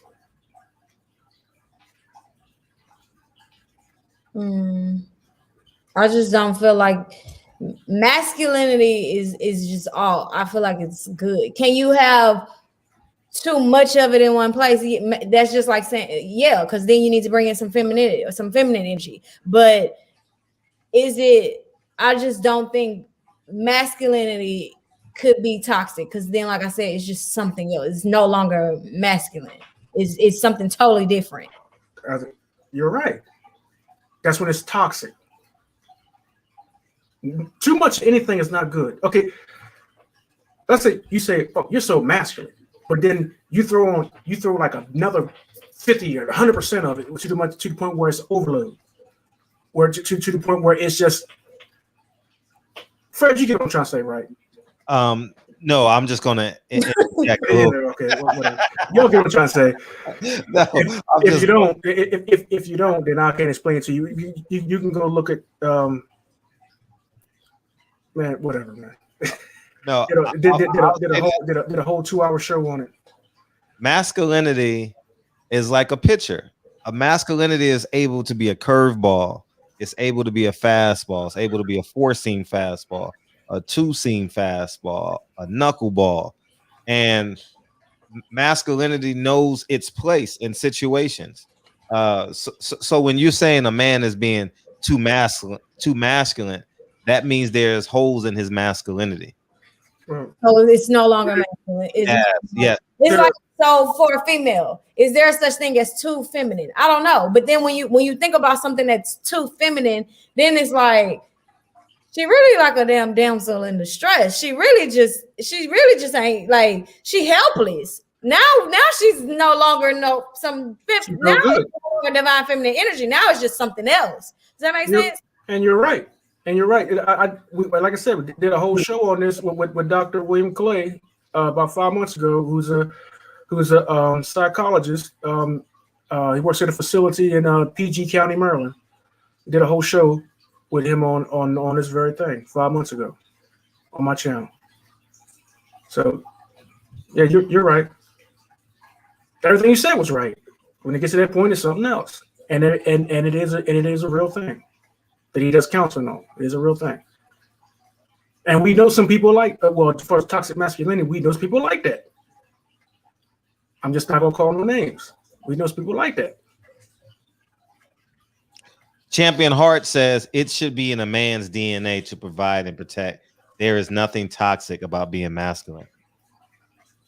I think we use terms for the sake of labels to be able to name it, put a name on it. Yeah. All right, I'm back in the chat. This was great. So am I. I appreciate it. If you ain't understanding, I'm not gonna waste my time trying to explain it. Peace. All right, Champion Hart. Peace, man. Hey, what's going on, TB? How you doing, brother? I'm good. You ain't got nothing for me. I'm out. Man, I'm gonna speak on what you said here a minute, man. You sound like butt broken Terry Crews, man, for a minute. Well, now I gotta stay. Now I gotta stay. I can hear it from the chat. Wait, go ahead now. You know, there's nothing wrong, man, with being masculine. Now, let me understand this. If what you're saying is, if you're abusive husband, or you're terrorizing your children, they got to walk around on eggshells.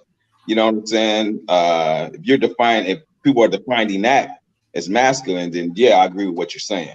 That's not masculine. I said that's toxic. Is that what you mean? Yeah, when you're so quote unquote masculine, where people got to walk on eggshells around you. Man, don't do it around me, nigga. That's toxic masculinity. Okay. So all right. So I understand what you're saying. You know what I'm saying? It's like you said, if you're an abusive husband or father, you know, you're terrorizing your family. You know, like you terrorizing your family and friends and all that kind of stuff. You just take take this I'm a man shit too far. Okay. Okay. In that aspect, you know, I agree with what you said, but for a minute, you sound like Buck Broken Terry Crews. No, come on, man. I've been here too long. You should know better. Okay. I done been here what, a little over a year. You should know better than that. Come on, man. All right, it's all good. All right, I'm out. God damn. Man. All right, brother. Later. Yeah, what's up, brother? Good conversation tonight, man. I went to Fred. You still there? I was checking a message for the show. Someone sent me a message for the show. That's why y'all was talking. Okay. Oh, what's up? Go ahead. You know what? Patty Dean said something that I like. She said that she can't define what masculinity is, but when she what she said, when she feels it, she softens because she feels protected. She said something like that, but she's on point with that. You know, back to it's a lot to unpack here that was said, but back to the I think you were talking earlier, you know, about the generations of young men that don't know how to do anything. And I was actually discussing this with my mechanic a few weeks ago, how I was saying that, you know, women like men, it's like a turn on when men can actually do things with their hands. You know, I was joking saying, you know, man, I need to start a rent-a-husband business, because you would not believe how many phone calls I get from female friends.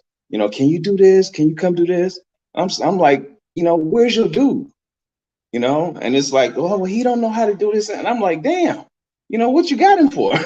You know, but I mean, I'm putting up TVs, building shelves, all this kind of stuff.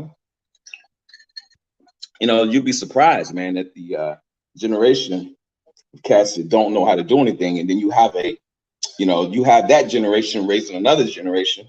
So you had a cycle that repeats itself, you know, and that's what, you know, that's what we're getting, man. Again, with the single parent thing, I think, I don't know if I had discussed this with you before, but I was dating someone who, her son, and we have been together for about 5 years. And her son's father didn't care about, you know, his son. And I'm kind of piggybacking off of what Monty was saying. You know, and she and I would get into arguments, you know, about me chastising him. And I'm like, look, do you want a father figure or you want a role model? Because that's two different things.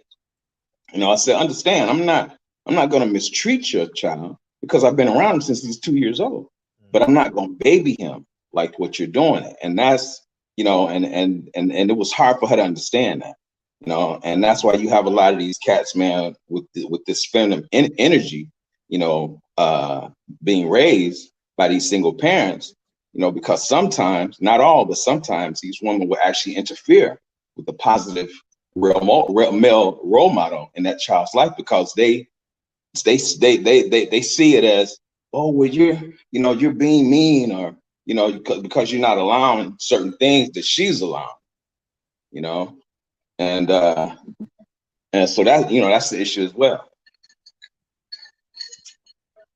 You know, it was something that Reggie was saying I wanted to piggyback up, because he made a lot of good points, and I think he was talking about the homosexuality. That's right.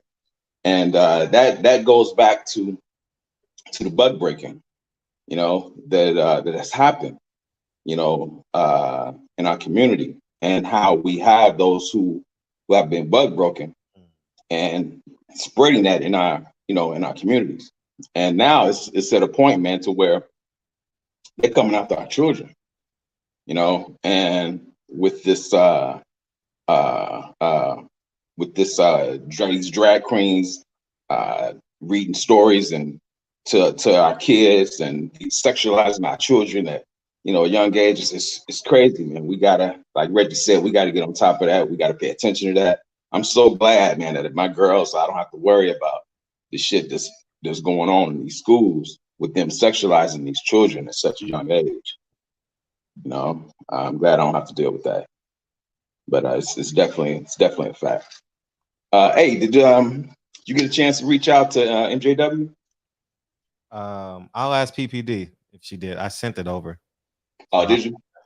I'll ask. Okay. Cool. I think we did. So we'll see. Okay. All right. It was something else I wanted to touch on, because I was writing notes, man, and everybody was coming in and making some good points, you know. And I don't want to be. I learned something. What's that? Now I know what I sound like when I'm trying to get something out and my brain is moving faster than my mouth. When TB came in, he said, "Dib it." Hey, when he said that, hey, don't lie. Hey, didn't you want to say that's all, folks? Didn't you want to say that shit? That's all, folks. I swear I want to say that shit. Hey, that's what I sound like. Me and TBA, we sound just alike, though. I'm like, yeah. You know what, man? That's why I started writing notes, because when I come on here, I'm like, and you know, the chat, man, they brutal when you get on here and you trying to think and talk at the same time. So I was like, I need to start making notes so that my thoughts can, my words can flow better, you know, because I can kind of glance at what somebody said, to, you know, to keep going on the topic of the point. You know what I'm saying? Right. Yeah, but yeah, that bug breaking is real, man. When you get a chance, bro, again, check that DVD out, man. You can stream it now, and it's oh, real. you can stream it? Yeah, you can stream it now. Yeah, go to bugbreakingmovie.com and you can stream it. It's heavy. I'm on. Yeah, it's heavy. It's I was doing some research, man, and I'll have to find it. I'm gonna try and beam back in. I want to show you this, man, because it's, you know, this transgender shit, man, and what they're doing to sexualize these children. Man, I thought I had copied it just so I could show it to you, but I'll look for it. I'll try and beam back in if I can. For sure. All right, my brother. I'm Thank back you. in the chat, man. I'll holler back. All right. Yeah, the fact that we are. Hey, Jermaine, you're a real person, man. What's up, man? I don't know if Jermaine. Hey, what's up, man? Yeah, what's going on, brother? Maybe a troll. What's up? Yeah, shout out to you, Fred. Shout out to the third. Shout out to Reggie, DB, all the mods, big bro Brandon. When there's no such thing as toxic masculinity, that's a farce, and I didn't hear that word until like 2014.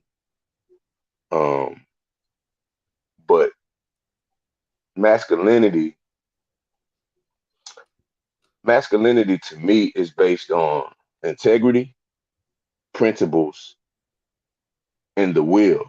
You know, as you live, you gain knowledge, wisdom, and understanding, and that determines how you display masculinity. You know, this isn't just a one size fits all thing. Like you saying, masculinity, it bends, it crashes. It's like Bruce Lee said. It's, you know what I'm saying? It fits whatever situation you in. It's like water. It's like water. It's like water. And I firmly believe that Western ideology, it attacks masculinity, especially when it deals with black men. The system itself is designed to attack our masculinity, because just period, our testosterone level is off the charts, period. That's why they promote such a poor food diet and all of this extra stuff to just naturally set us a base. So in dealing in the aspect of society today, I don't want to ramble. I want to make sure I speak clear words.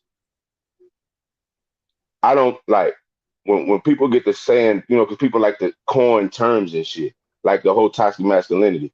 I came with alkaline masculinity, meaning that I'm the type of person, the way I was taught and trained was to always, I was taught and trained, bro, to encourage, to look past someone's fault and see what they need. They say that in the church about Jesus. He looked past my faults and he saw what I need, So I started doing that as a human being to these other young brothers, because once you have a father in the house and you see the effects of not having a father in the house, I felt like the onus was on me to do what I could to combat what those brothers would lack.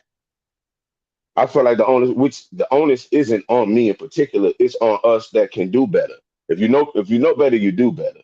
So I took on that responsibility, and you'll be surprised just the etiquette that these youngsters have is what is. If I could strip you of your etiquette, then it's a lot of then it's a domino effect after that. You'll be around them and like, oh man, I'm not gonna wake up in the morning to go to work for nobody. I'm like, well, what you gonna do? Because I don't know no hustlers. Would you the internet done spoiled you. You post your product online. Hey, I got the gas on me. Come get it from. I'm like, huh? I've never known people who even hustle to do. Like, I don't understand that. It's like there's no work ethic. So I was starting to try to research the problem at the root, and the problem at the root is they think they're less of if they work for somebody. And I'm like, hey, bro, in order to learn some structure, you're gonna have to work for somebody. I don't know nobody that just have the structure, or you'll be experimenting and you'll be taking L's because nobody wants to take an L either. So it's just many problems that we face as a people, on top of allowing other people to define masculinity, especially as a black man. I don't allow anyone to define my masculinity as a black man. First and foremost, the fact that I beat the trajectory that was planned out for me, I should get an applaud. Where I grew up, and I wasn't supposed to be where I'm at today. And we could pretty much say the same for all of us. We beat that trajectory. You know what I'm saying? When I talk to white guys that I've worked with, and we delve deep into their psyche, they can't even fathom a life like that. It blows their mind. Man, you grew up around all that? And I'm like, yeah, man, that's just regular everyday shit to me. They can't fathom that. So you mean to tell me that you grew up around people just with unhinged violence and such? I'm like, yeah, bro, this is how it go. That's how shit go. And we so desensitized by it because it was our everyday life. So I'm gonna wrap up because I feel like I'm rambling. No, but it's the teaching and the training, Fred, and that's what we got to get to.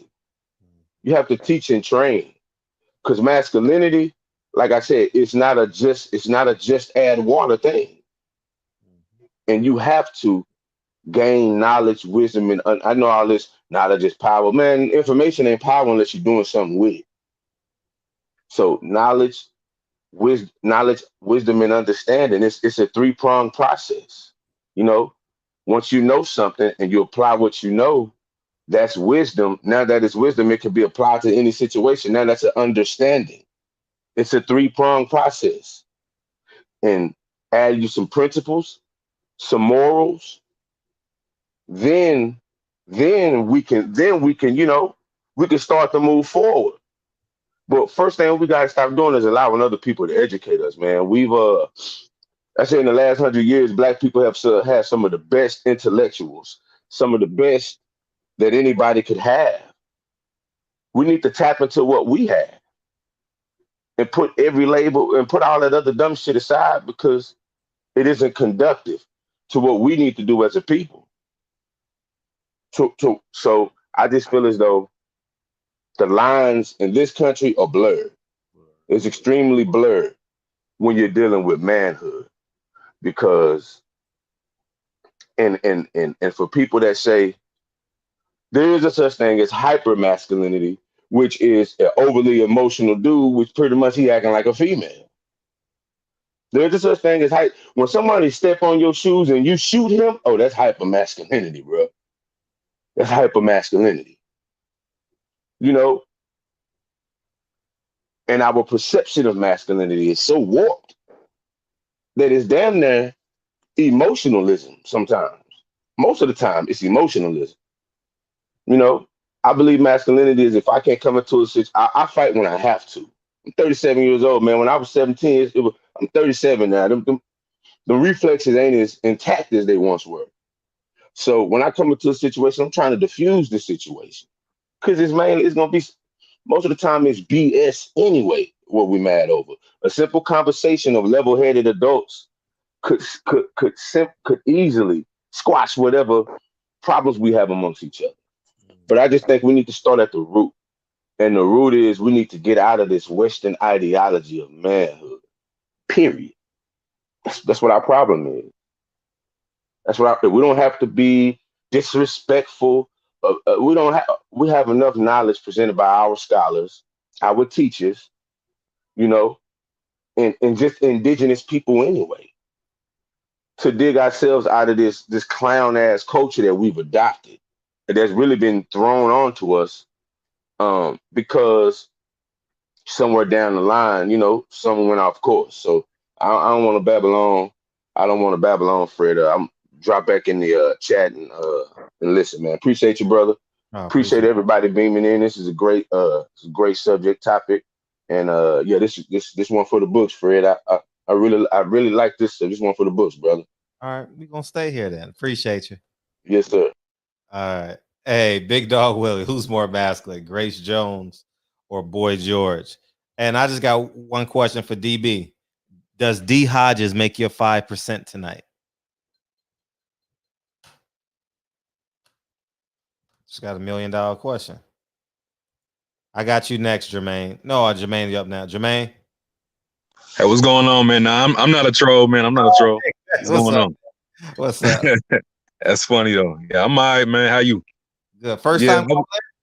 Yeah, this is my first time. I was just dropping in and listening. Welcome to the show, man. Thank you. Hey, thank you, man. Thank you. Yeah, I was just dropping in and listening. I was up a little late tonight. I gotta go to work in the morning, but I was scrolling through YouTube and I heard you, so I decided. Thank you, brother.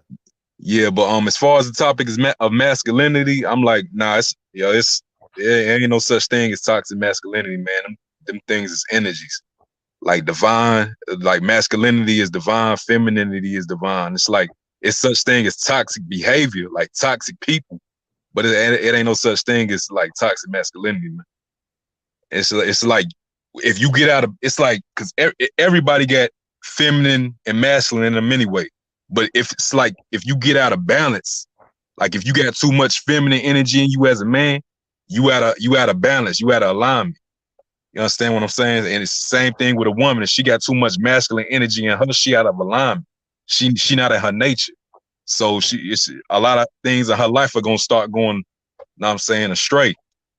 But yeah, as far as the providing aspect, like y'all was talking about earlier, yeah, I mean you could say like you need money to provide and stuff, but you know what I'm saying? As long as you have that will to want to provide for your family, and I'm saying the drive and the endurance to do it, I mean, that's alpha all day.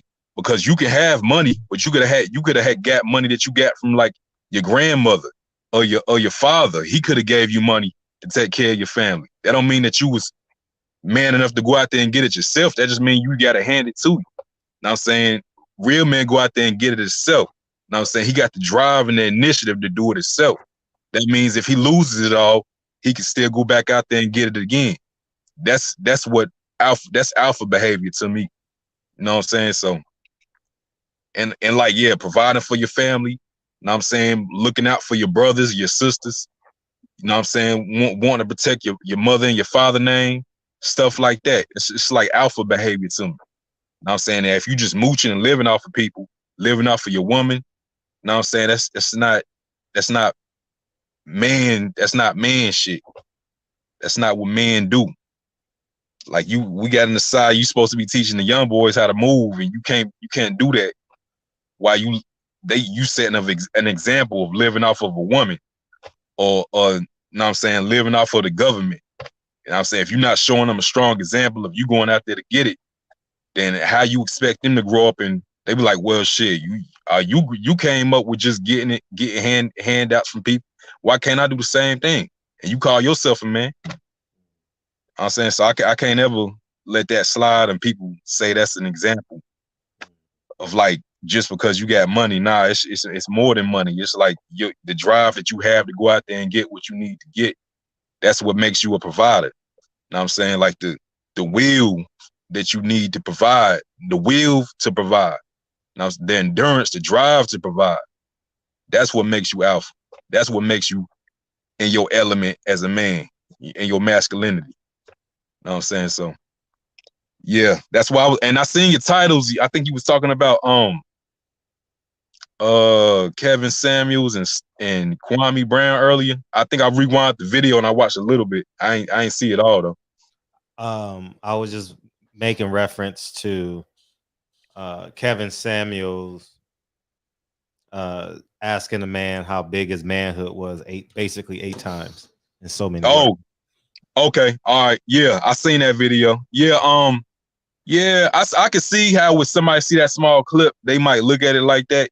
And yeah, if you just see that small clip, and if that was all that he asked that man, yeah, I could see how that would come off like fruity. You know what I'm saying? Like gay, G-hay, as they say on YouTube.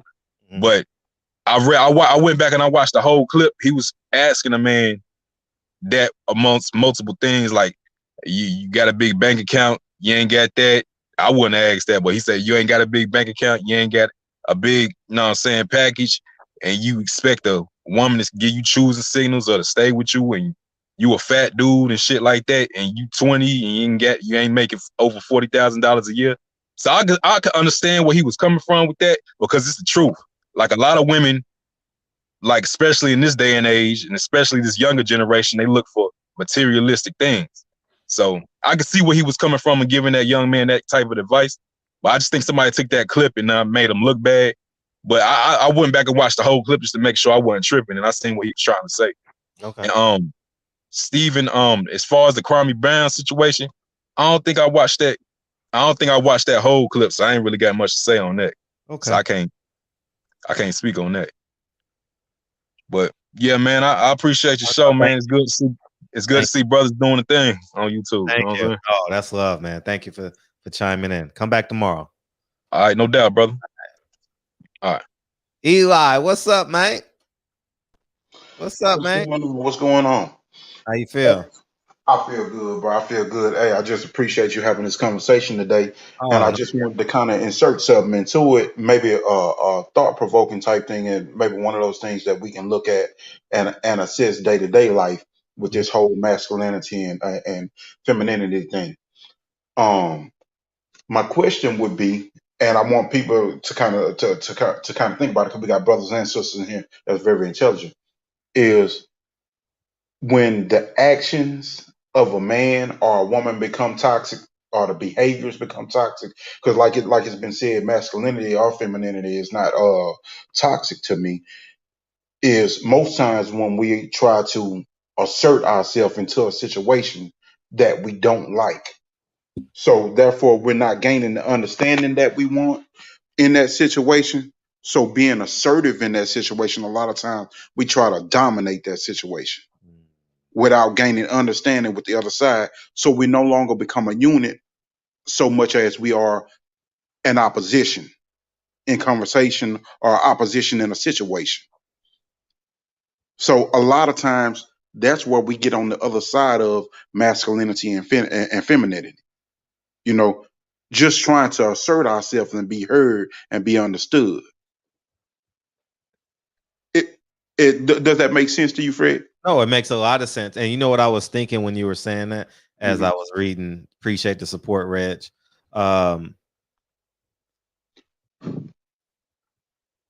Men,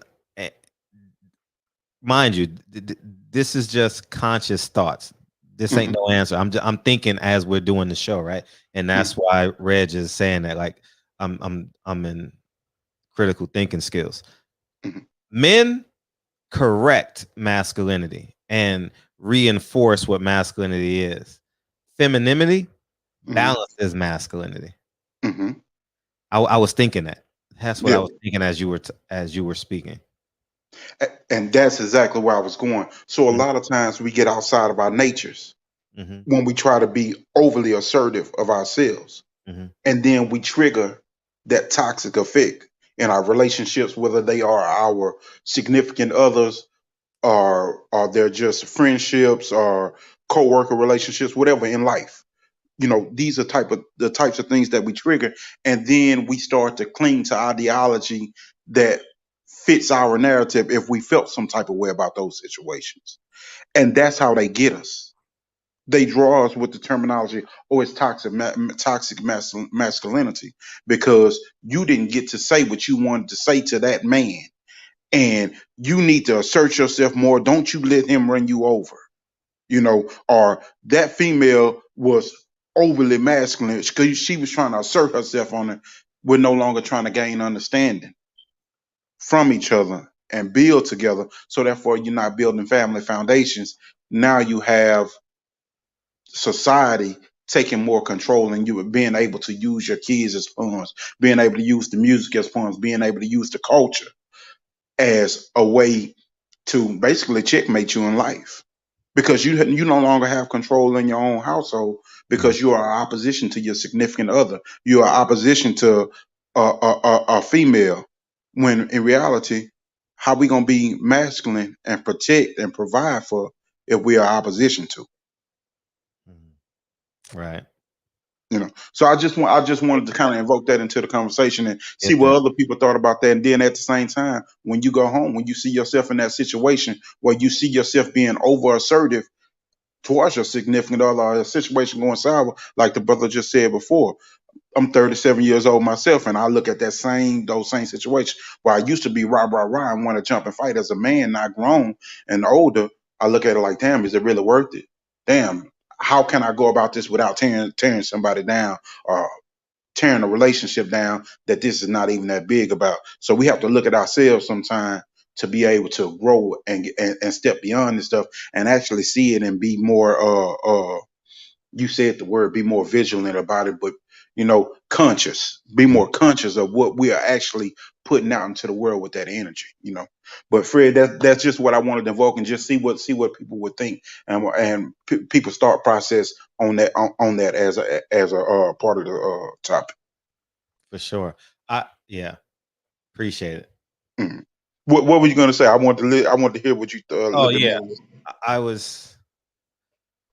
what I was thinking is women are an ally to masculinity. Their feminine energy are allies, and I believe when women identify with masculine energy, and when men don't carry masculine traits, that's where the dissension could begin. Or does that make sense? Yeah. Okay. That's where we become opposition. Yeah, because guess what? It's not the money per se. It's the weakness in the masculinity, because she don't believe that you can accomplish even if you have the money. She just think that you just you're not capable of doing what's best with the money anyway because of your lack of masculinity. You don't make her feel like she like secure, like we were saying earlier. Mm-hmm. Yeah. Yeah. Patty Dean said that. Yep. Well, most definitely, bro. I'm gonna get off the line. I see Titus in there talking in circles. I ain't meaning to talk in circles. Let's try to stand on that shit deep. Speaking of talking in circles, Kyle, I ain't fucked up about none of this shit.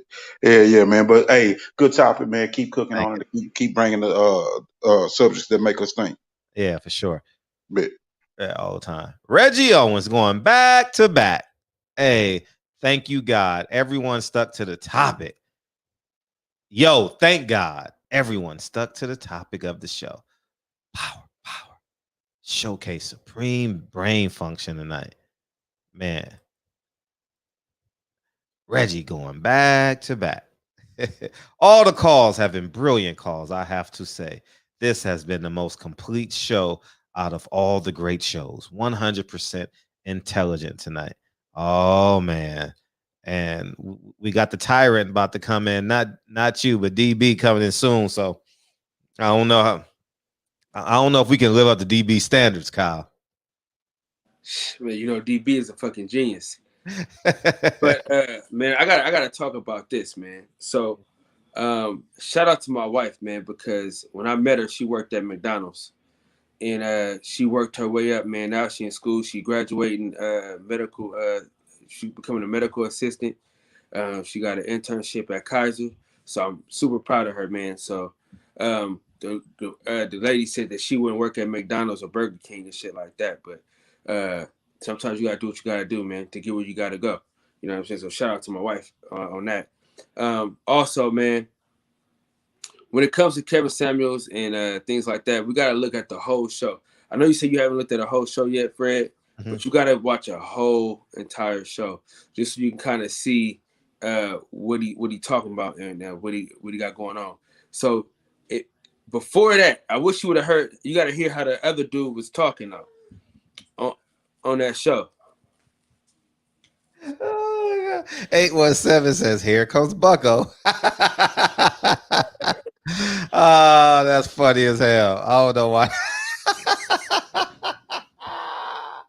Oh God! Hey, Bucko, where you at, Bucko? Hey, Reggie, like, no.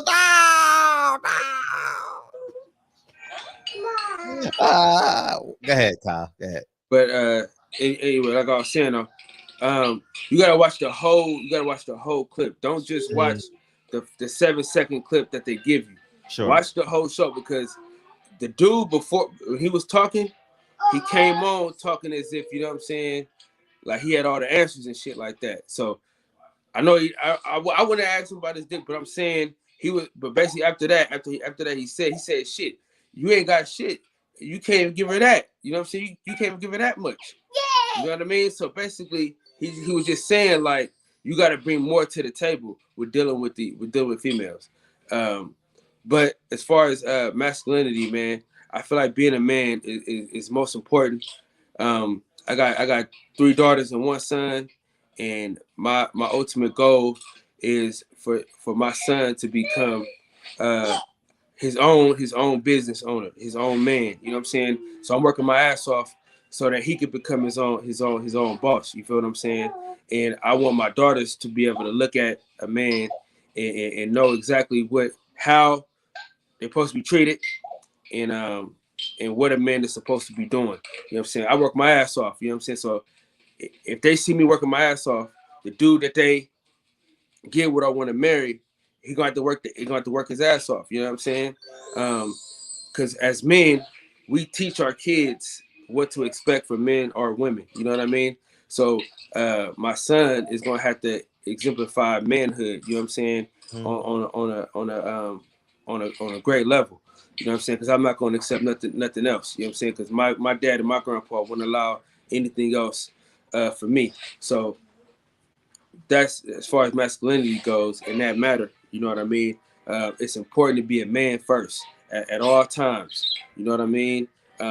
It's important for your kids to see you conducting yourself as a man.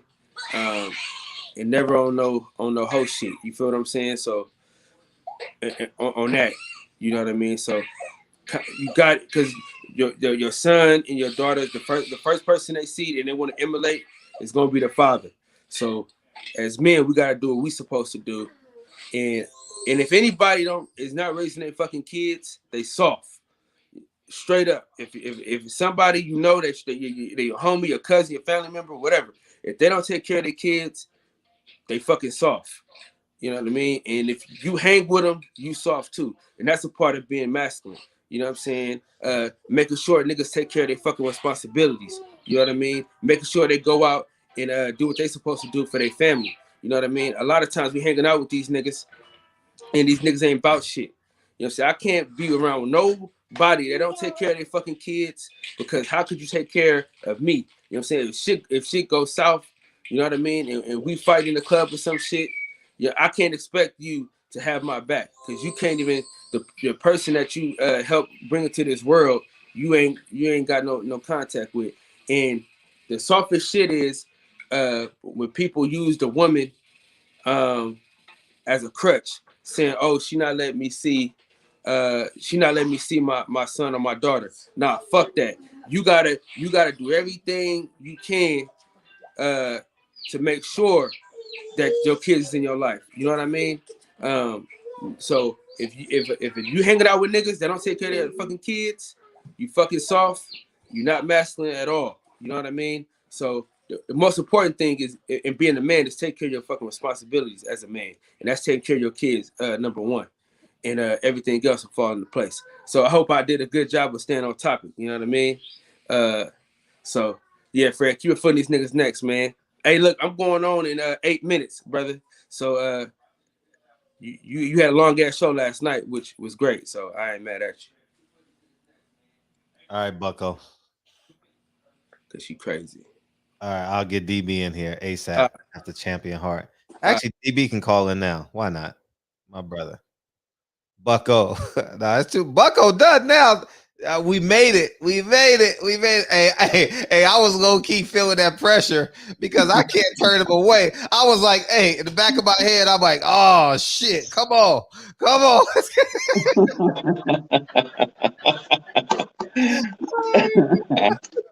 What's up, man? Hey, real quick, man. I meant to mention this, and Monty on camera was talking about it, and what Cal just said. Cal, he just reminded me, and I want to put this out there real quick. You know, as a single dad, you know, like Kyle was saying, there's certain things that you have to present. You know, especially for your daughters. Me having two daughters, you know, I didn't realize it until the young lady that I was dating, she was telling me, she said, you have to show your daughters, you know, how they are to be treated. And my thing was, you know, I was trying not to have any females around because, you know, it was enough that both of my daughters were fighting for my attention. I didn't want to bring another female into the equation, you know, so that they would feel, okay, now this is someone else. Now they got to fight for my attention, you know, against her as well. So, but what she was telling me was, you know, you have to show your daughters, you know, how a female is supposed to be treated. So, you know, they need to, when we go out, you know, we need to do something that you can include them so that they can see that. And she was right. And I wasn't looking at it like that. You know, but that's very true. You know, but man, both of my devices, man, I got to charge. They're about to go dead. Well, it depends on how long DB gonna talk. Yeah, DB, come on real quick, man, before I lose the show. All right, man, I'm out. DB, where you at? Hey, that shows to tell you. Hey. Oh my God, it's like y'all treat H Buddy like a badass kid. Hey, that badass kid, man. Bucko, that shit is funny, dog. That shit is funny. Oh man. Oh man, that shit is funny. What's up, man? What's up? You didn't call back in last night. What happened? Yeah, I fell asleep. Had too much drink. Too much drink. That's my fucking problem. All right, cool. Too much. But yeah, yo, this show, man, it's a fucking classic, Fred. It Fucking is? classic. Yeah, this is a classic, man. Oh, I love this. We need to do this more often where we can celebrate melanin fatherhood, black fatherhood, melanated fatherhood, and even, obviously mothers as well, melanin women as well. Fathers is very important. We all know that. But I think a lot of us get misdirected where and how much we should be celebrated. And I think that should be definitely talked about how much we see somebody else that looks like us and just go up to them and just give them their flowers, man. Especially they doing something, you definitely know that there's people who don't take care of their fucking kids. We all know that person out here. They just don't fucking do it. And I just think collectively we need to come up with something where we can do it on a national level, obviously, not just the Father's Day one day thing, and I know I've heard some people actually have little program, not little, but programs where they actually have some type of celebrations for black fathers in different states. But maybe we can do it just not just statewide, but wide, but just on a national level besides Father's Day. And you did again. This is something that I really like and enjoy because, like I said, I know quite a few people that just don't do what they're supposed to do when it comes to their kids. And when I was growing up, I was as I was growing up, I was afraid to have kids because of the fact that I used to always hang with people who had kids, and they used to always be complaining about, oh my God, I gotta go and feed my child. Oh my God, I gotta do this and that. Oh my God, I got another child in the way. And literally complaining. I just like, shh, I do not want no fucking kids. I don't want it. It sounds like it's scary. It sounds like you can't do nothing. Your life is over with. And I'm glad to grow up and know that that's not necessarily true at all. And it is one of the creator or God or whoever you choose to look at as a higher up, greatest gift, having children. Their whatever their joy is, it becomes our joy. Wherever their goal is, it becomes a goal that we want to share with them as well. So this is a great show, Fred. I love this show. And yeah, shout out to Devin Haney, man. He put on a great show. He did. Hey, Bill, if you listening or whatever, man, fuck them haters, fuck them critics. You did your son did a great job, man. Everybody gets hit and gets hurt. It's how he come back, and I love the way how he responded. He did what he was supposed to do. He didn't do anything stupid. Man, you're a great father, man. Bill, if you're listening, well, you done a great job with your son. And it's great to see a guy that's so young and wants to take risks. And I respect the fuck out of that. With that said, I'm out for it. Shout out to the chat, shout out to the show, and shout out to the truckers who are the real heroes. And I'm out. Peace.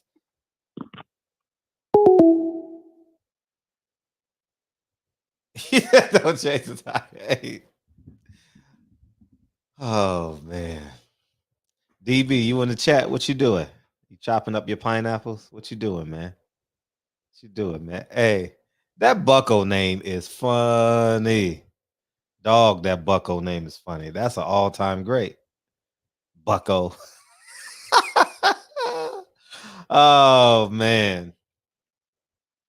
Yeah, it's a joy, man. To the men out there that have daughters, isn't your daughter just madly in love with you? You know what I mean? I say that respectfully with respect to that relationship.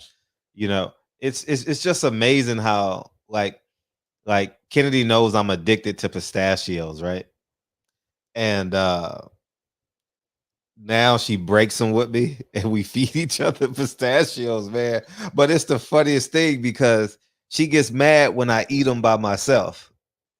You know what I mean? She gets upset. What is that in that bowl? What do you have in that bowl? and why I share that story with y'all is it's important. Yeah, it's so important, man. My heavens, it's so important. What's up, Ness Williams? Welcome to the show, Ness Williams. Welcome to the show. We totally appreciate you, and it's just incredibly important. And you know what I see out of Lincoln? The modeling.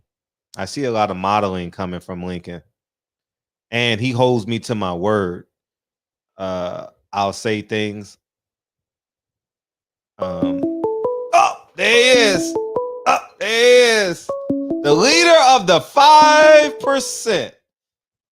What's up? What up, Freddie? Reggie, a fool. See, Reggie. We made it. We made it. We made it. No bucko tonight. No bucko tonight. Hey, S. Riddle, man. Hey, but that's probably the first time I haven't said S. Riddle since the first time you beamed. I like S. I like S. I like Jay-Z. S. Great show tonight. Thanks, Fred, DB, and PPD, and everyone that called, beamed in tonight. Salute to the barbershop. See, when we have topics like that, my reading comprehension and my ability to read and comprehend just be A1 all night. Yeah. Yeah, this was good, man. I was just chilling. I was kicking back, going back and forth for my 5%. You know what I mean? And man, I think I just added somebody to the mix, man. I think I just added somebody to this elite club, man. I think 817 Boxing B on the verge of being inducted into the top 5. You know what I'm saying? Yeah. Yeah, that's funny. And it's kind of like I'm saying something that's actually everybody don't get the things that I say, but when somebody has the ability to Ness just told you good night. I think I should interrupt you to say Miss Ness Williams has told you good night. Miss Ness? Yeah, Miss Ness Williams just told you good night. Okay, she said DB. Where's she at? Yeah. All right, Miss Ness. Well, good night to you too. Yes, indeed. Oh man, yeah, this was a good cook though, man. I had a good time, man. Yeah, I was just kicking back though, chopping it up with some of the brothers in there, man. I don't even know if Reggie said we stayed on topic. I think it kind of spawned into something else a little bit too. But I'm glad we didn't just go down the road of just bashing Kevin Samuels. I don't follow his platform. I don't know too much about him. I mean, I've seen maybe 3 or 4 of his shows before. Yeah, so but I don't want to put him in a box of being a part of the alphabet gang, And I don't even care. I don't even know about that. Right. I just heard a few people say it, but anyhow, we have to remember, or at least keep in mind, that those people that are on his show are people that are calling in. So they are seeking his advice and his attention. And so they already know at this point, I think he's a household name. I think he's popular enough and his show is popular enough to people to know that if I call this show, the guy is probably going to talk. I don't know. We might call it reckless, but he might just call it being candid or being honest. Right. So I don't really feel sorry for the people who are calling his show. I mean, the guy 5'10" and 280 pounds. I mean, listen, calling a guy a fat fuck in front of the whole world ain't nice, but that is the reality, right? And I think, again, I didn't hear the whole show because we only listened to a small portion of it, but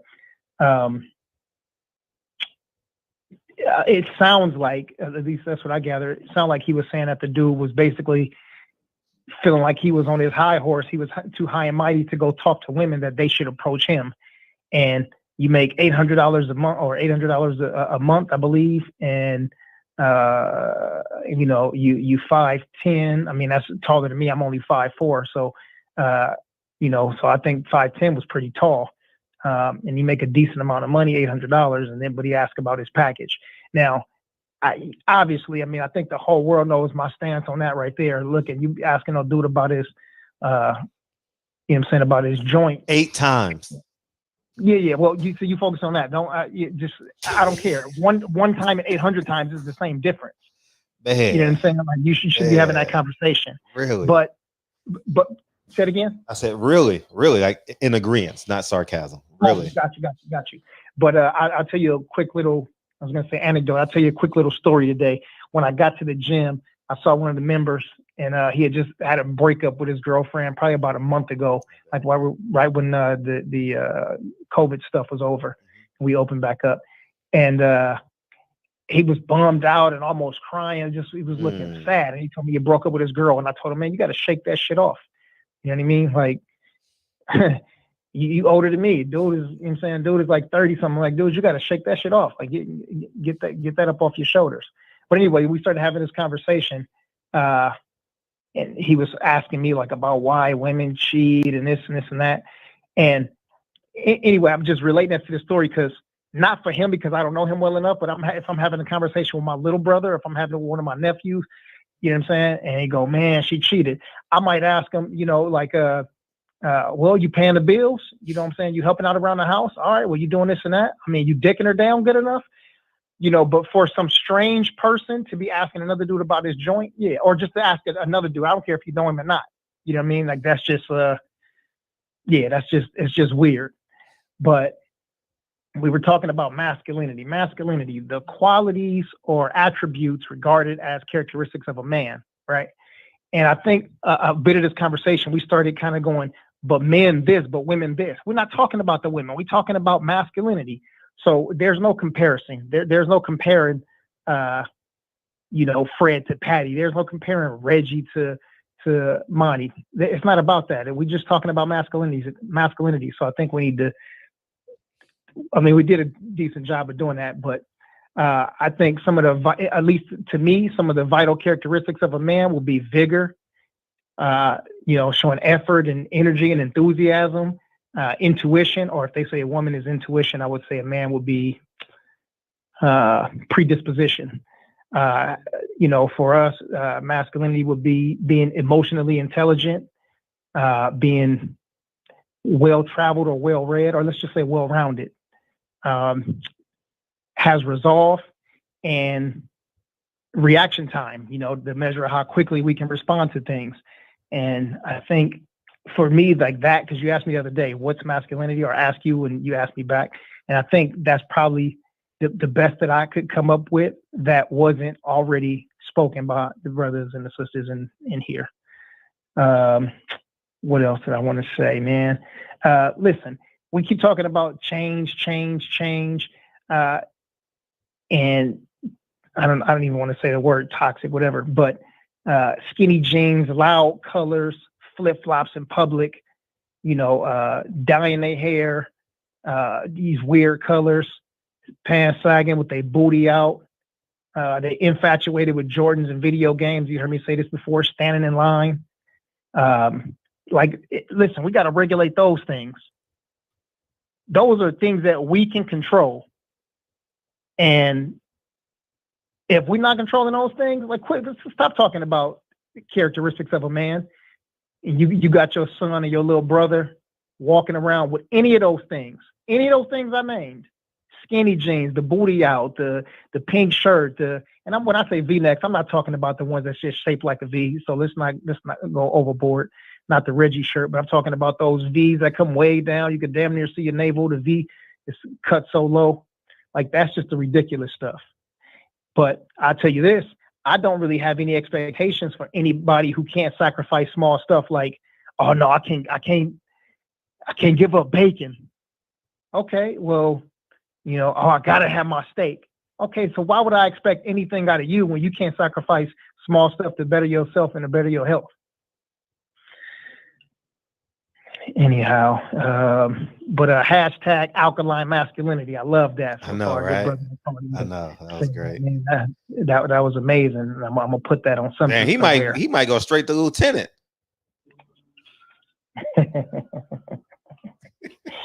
Yeah. You might be a sergeant in the 5%ers, man.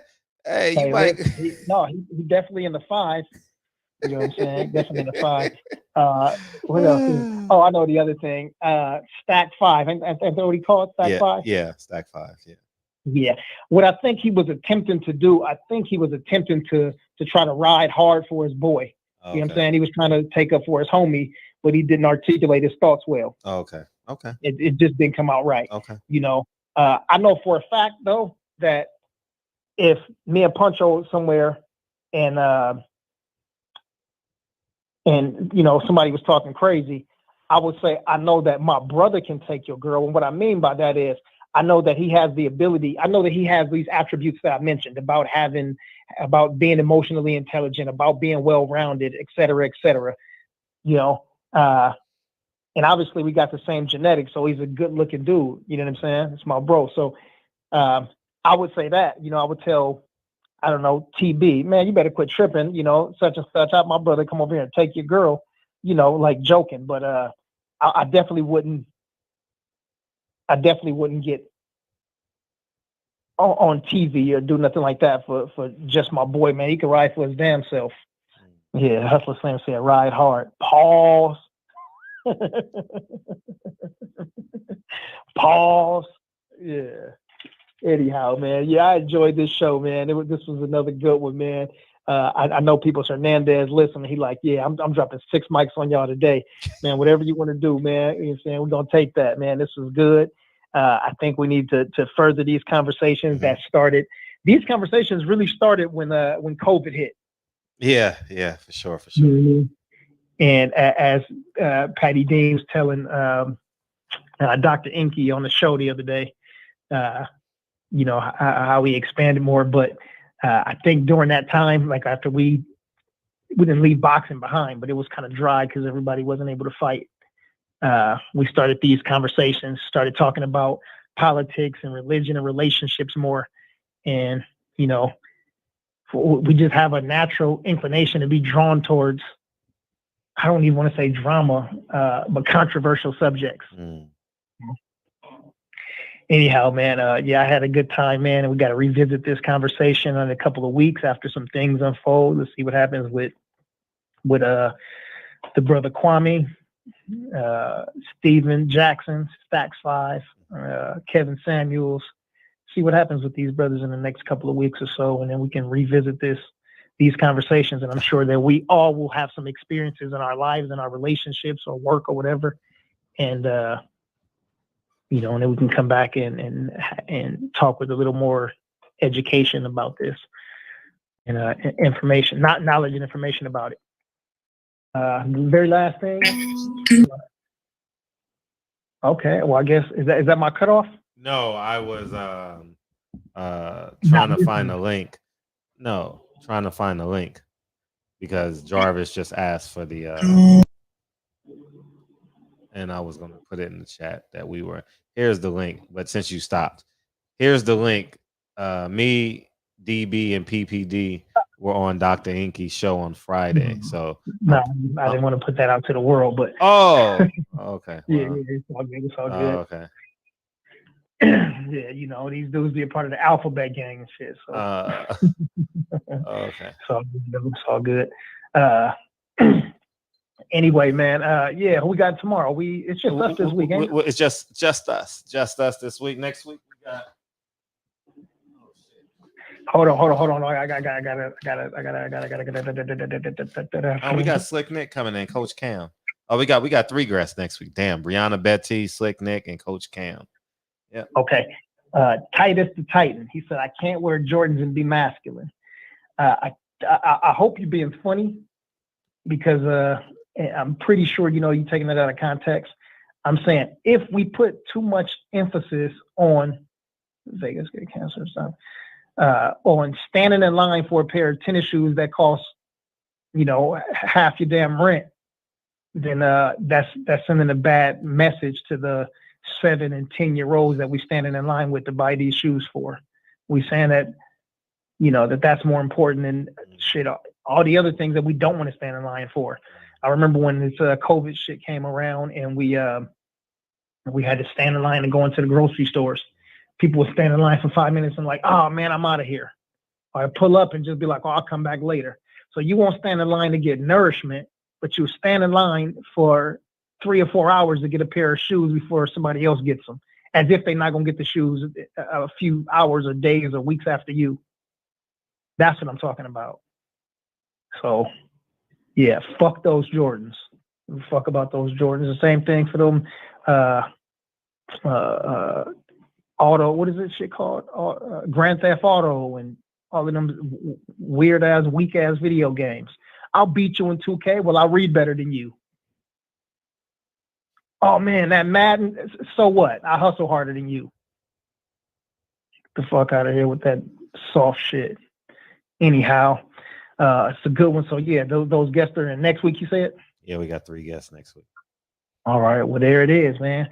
So catch y'all here in less than 24 hours. Everybody else, we're gonna slide over to the brother Kyle's, man, if y'all can. He's live right now. He's live right now. My link will be in the chat in a second. Oh man, let me get some love to the fan band. My bad. People's my bad. Big salute out to Presidential Mike, to Big Brother Champion Hard in the building. Salute to you, E. OG Unk, Dre Finest in the building. Rodney 2 times Rollins. Salute to you. DJ Black Charm Music. Salute to you. Welcome to the show. Welcome to the show.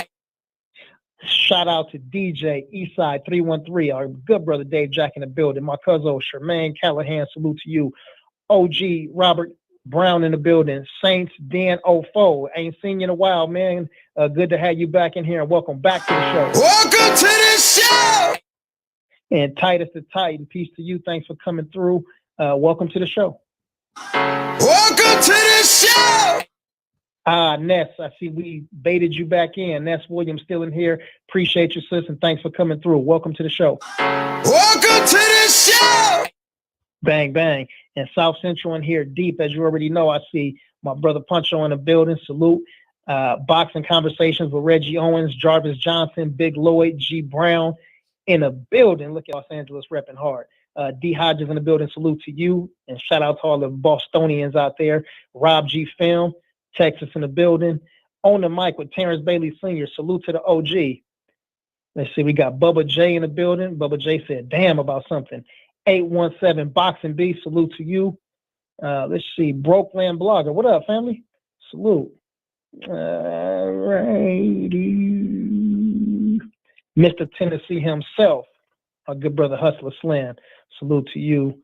And then all of the ladies, all of the sisters, all of the goddesses and the queens. Monty, Patty, Patricia Shelton. Damn, who am I forgetting? Love is the word. Ness Williams. Appreciate all of y'all. And let's see who else we got. Make sure I don't miss nobody, man. Hold on. Taylor Bell. Thank you. Appreciate y'all. D Wills, man, while I'm running through these last couple of names, man, please hit that like button. Pigeon Mike Tyson, salute to you. Eli Zachary, that was a good cook that you had too, man. Appreciate you. Otis, salute to Otis. Look, Monty said Texas. And yeah, my cousin SSC's in the building. S. Riddle 45, Kenlon Jones, Roos O, Mac Wavy. I see y'all in here, man. Pound for Pound Sports Entertainment, Hawthorne in the building. Appreciate you. Play the song, bro. Texas.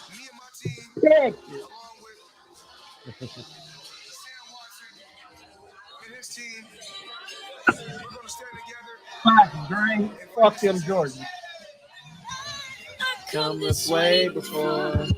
Travel through that open door. Circumstances never came to the past. I had fun tonight, man. Thank you. It was man, it was moving. The show was moving tonight. Damn.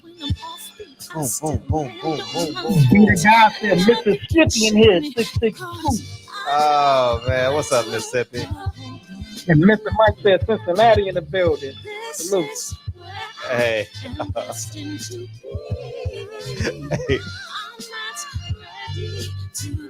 Hey. Hey, what's up, people? Hey, with Bucko beam in tomorrow, that shit gonna be hilarious. Everybody, no matter where they at, they gonna laugh their ass off. That shit gonna be funny when he beam in tomorrow. Cause the devil is alive. Hey. It's all in what you do. Hey. Things you gotta do. Hey, hey, hey, hey. It's like familiar. Take it. When much expected, much is given. When I made the living, now I'm giving back to children. Never let the power come first before your happiness. Yes, you can be the best if you go the distance. Mix a little sweat with your persistence. You know that the best things are never instant. Just shine up, let them see your brilliance. Get up, own up your words now. It's the moment of truth. No backing down. For the children, it's a given. Rob G. Get him, Rob. It's my personal statement. Running game like I'm aces. Learning, develop, traces, determined to be the greatest. Yeah. Bobbing and weaving, they changing up like a season. Indigenous to the grind, so I do it for all my people. Jabbing in competition, back up against the rope. She fighting for recognition. I'm fighting just to promote equality where we lack it. While cancer slowing our road, I'm confident we'll make it. We focus on common. So you gotta give back, give love. Never give up, stand tall to fight another day.